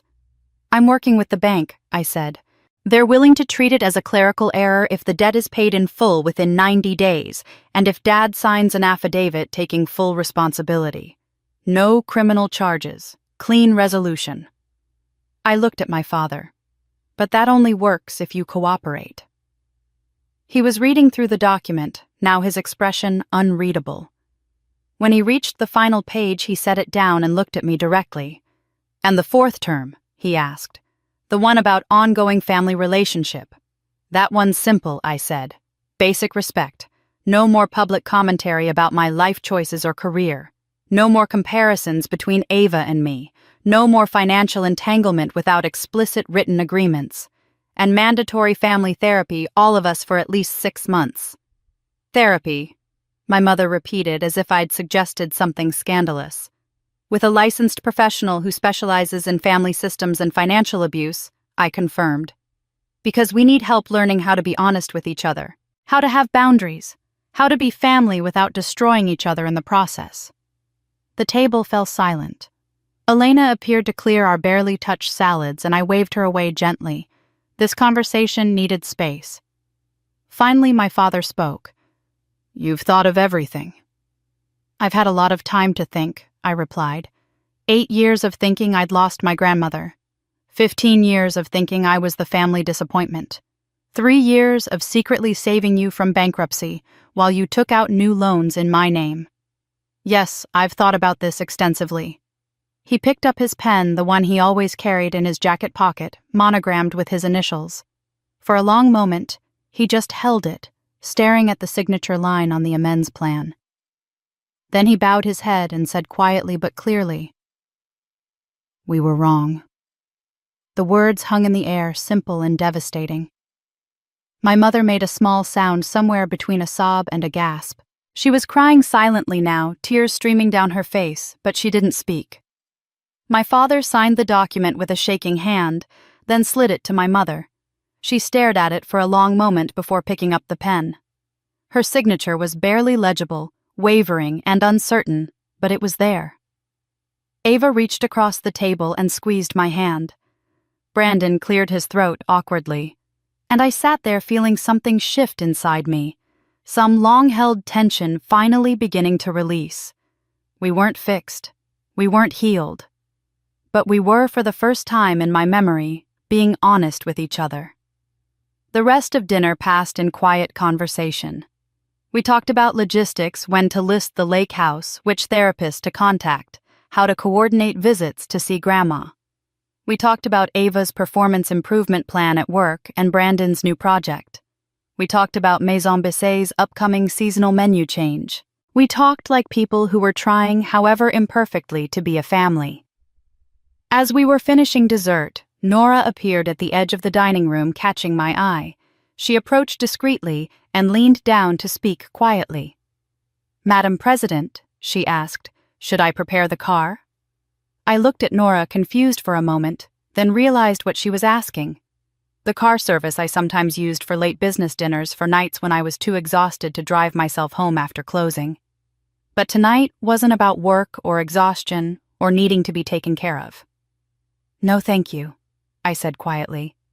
"I'll drive myself tonight." She nodded and stepped away, but something about the exchange had caught the attention of nearby tables. I saw heads turn slightly, conversations pause mid-sentence. The couple at table 12, regular customers who came every Saturday, were watching with open curiosity. The business dinner at table 9 had gone quiet, their attention shifting from their contracts to our family gathering. And then, like ripples spreading across still water, the awareness moved through the entire dining room. Someone recognized me from the press conference. Someone else remembered the viral videos from the wedding. Conversations died away table by table until the whole restaurant had gone quiet, every diner aware that something significant was happening, but not quite sure what. The room froze. But this time the silence felt different than it had at Ava's wedding. Then it had been shock and scandal, the electricity of drama unfolding in real time. This silence was softer, weighted with something I slowly recognized as respect. These were people who'd seen me at my lowest public moment and then watched me stand up at a press conference and own my entire story without apology or shame. They'd seen the messy, complicated truth of family dysfunction, and now they were watching the aftermath with the kind of reverent attention usually reserved for witnessing something rare and real. I became aware that I was still sitting while the entire restaurant watched, waiting to see what would happen next. My parents sat frozen across from me, their signed amends plan still on the table between us. Ava had Brandon's hand gripped tight in hers. Even the kitchen sounds had diminished, as if Marcel and his staff had sensed the shift in energy and paused their work. I stood slowly, my chair scraping softly against the floor in the quiet. The simple act of rising felt somehow ceremonial, like the final movement of a long dance finally reaching its conclusion. "I need you all to understand something," I said, my voice pitched low but carrying in the hushed space. I wasn't sure if I was talking to my family or to the room at large, but the words needed to be said. For 15 years, I've been trying to earn validation from people who couldn't give it because they were too busy protecting their own image. I've been carrying other people's shame, other people's mistakes, other people's unfulfilled dreams. I looked at my parents, and I've been holding on to titles and achievements and proof of my worth because I thought that's what would finally make me enough. My mother was crying again, but quietly now, her hands folded in her lap. My father sat very still, his eyes on the table. But standing here tonight in this restaurant I built with a family that's finally being honest with each other, I realized something. I took a breath, feeling the truth of it settle into my bones. The title doesn't matter. President, CEO, owner, server, none of it defines who I am. What defines me is how I treat people. Whether I show up with integrity, whether I can forgive without forgetting, set boundaries without cruelty, succeed without needing to make others feel small. I looked around the room at all these strangers who'd inadvertently become witnesses to my family's transformation. "So keep the title if you want," I said, speaking to everyone and no one. Keep calling me Madam President or Ms. Rowan or whatever label makes you comfortable. I'll keep the peace. I'll keep the self-respect. I'll keep the knowledge that I built something real, that I survived something hard, and that I'm choosing forgiveness not because they deserve it, but because I deserve to be free. Ava stood then, her movements sudden and fierce. She crossed around the table and pulled me into a hug that was tight enough to hurt, desperate enough to communicate everything words couldn't. "I love you," she whispered into my shoulder. "I'm so sorry it took me so long to see you clearly." "I love you too," I whispered back. "And I see you now. Not the perfect daughter, just you. That's enough." When she pulled away, I saw that other diners had started to stand as well. Not in applause, thank God, because I couldn't have handled that. But in a kind of respectful acknowledgement, the way people stand when someone important enters a room, or when a moment of genuine human connection deserves to be witnessed and honored. My father stood too, his movements stiff and uncertain. "Grace," he said, and his voice cracked on my name. "I don't know how to be different than I've been. I don't know if I can change at 65 if I can learn to be the father you needed instead of the father I was." "That's why we're doing therapy," I said gently. "None of us know how to do this, but we're going to try." My mother rose last, leaning heavily on the table. She looked at me across the small distance between us, and for the first time in my memory, I saw her without the armor of perfect makeup and practiced smiles. Just a woman in her 60s who'd spent 30 years living a life she thought she was supposed to want, only to watch her daughter achieve the dreams she'd abandoned. "I'm proud of you," she said, and the words were so unexpected, so raw with emotion, that I felt my throat close. "I've always been proud of you. I just didn't know how to say it without admitting that I was jealous. That watching you succeed felt like watching everything I could have been if I'd been braver." "You can still be brave," I said. "It's not too late, Mom. You could take some of the money from the lake house sale and do something for yourself. Take a cooking class, start a blog, do something that's yours, not Dad's, not the country club's, just yours." She nodded, tears streaming freely now. "Maybe I will." The restaurant was beginning to return to normal conversations, resuming in low murmurs, the kitchen sounds picking up again. The moment of suspended reality was passing, life resuming its usual rhythms. But something fundamental had shifted both in this room and in our family. I walked my parents to the door, Ava and Brandon following. We stood in the entrance where just a week ago I'd watched guests arrive for a wedding that was supposed to be a celebration, but had become a reckoning instead. "Thursday at 3, I reminded them. "First therapy session. Don't be late." "We'll be there," my father promised. They left in their car, my mother's head resting against the window, my father's shoulders slightly hunched. They looked tired and old and human in ways I'd never let myself see before. Ava hugged me one more time before leaving with Brandon. "Sunday," she asked. "Could we visit Grandma together?" "Every Sunday," I agreed. "For as long as she's with us." After they'd gone, I stood in the doorway of Maison Bissay, my restaurant, my achievement, my refuge, and my burden and my joy all rolled into one. The evening air was cool against my skin. Streetlights were beginning to flicker on as dusk settled over the city. Inside, my staff was serving the last of the dinner rush, Marcus moving through the room with practiced efficiency, Sophia consulting with a customer about wine pairings, Elena balancing 3 plates on her arm with the grace of long experience. This was what I'd built.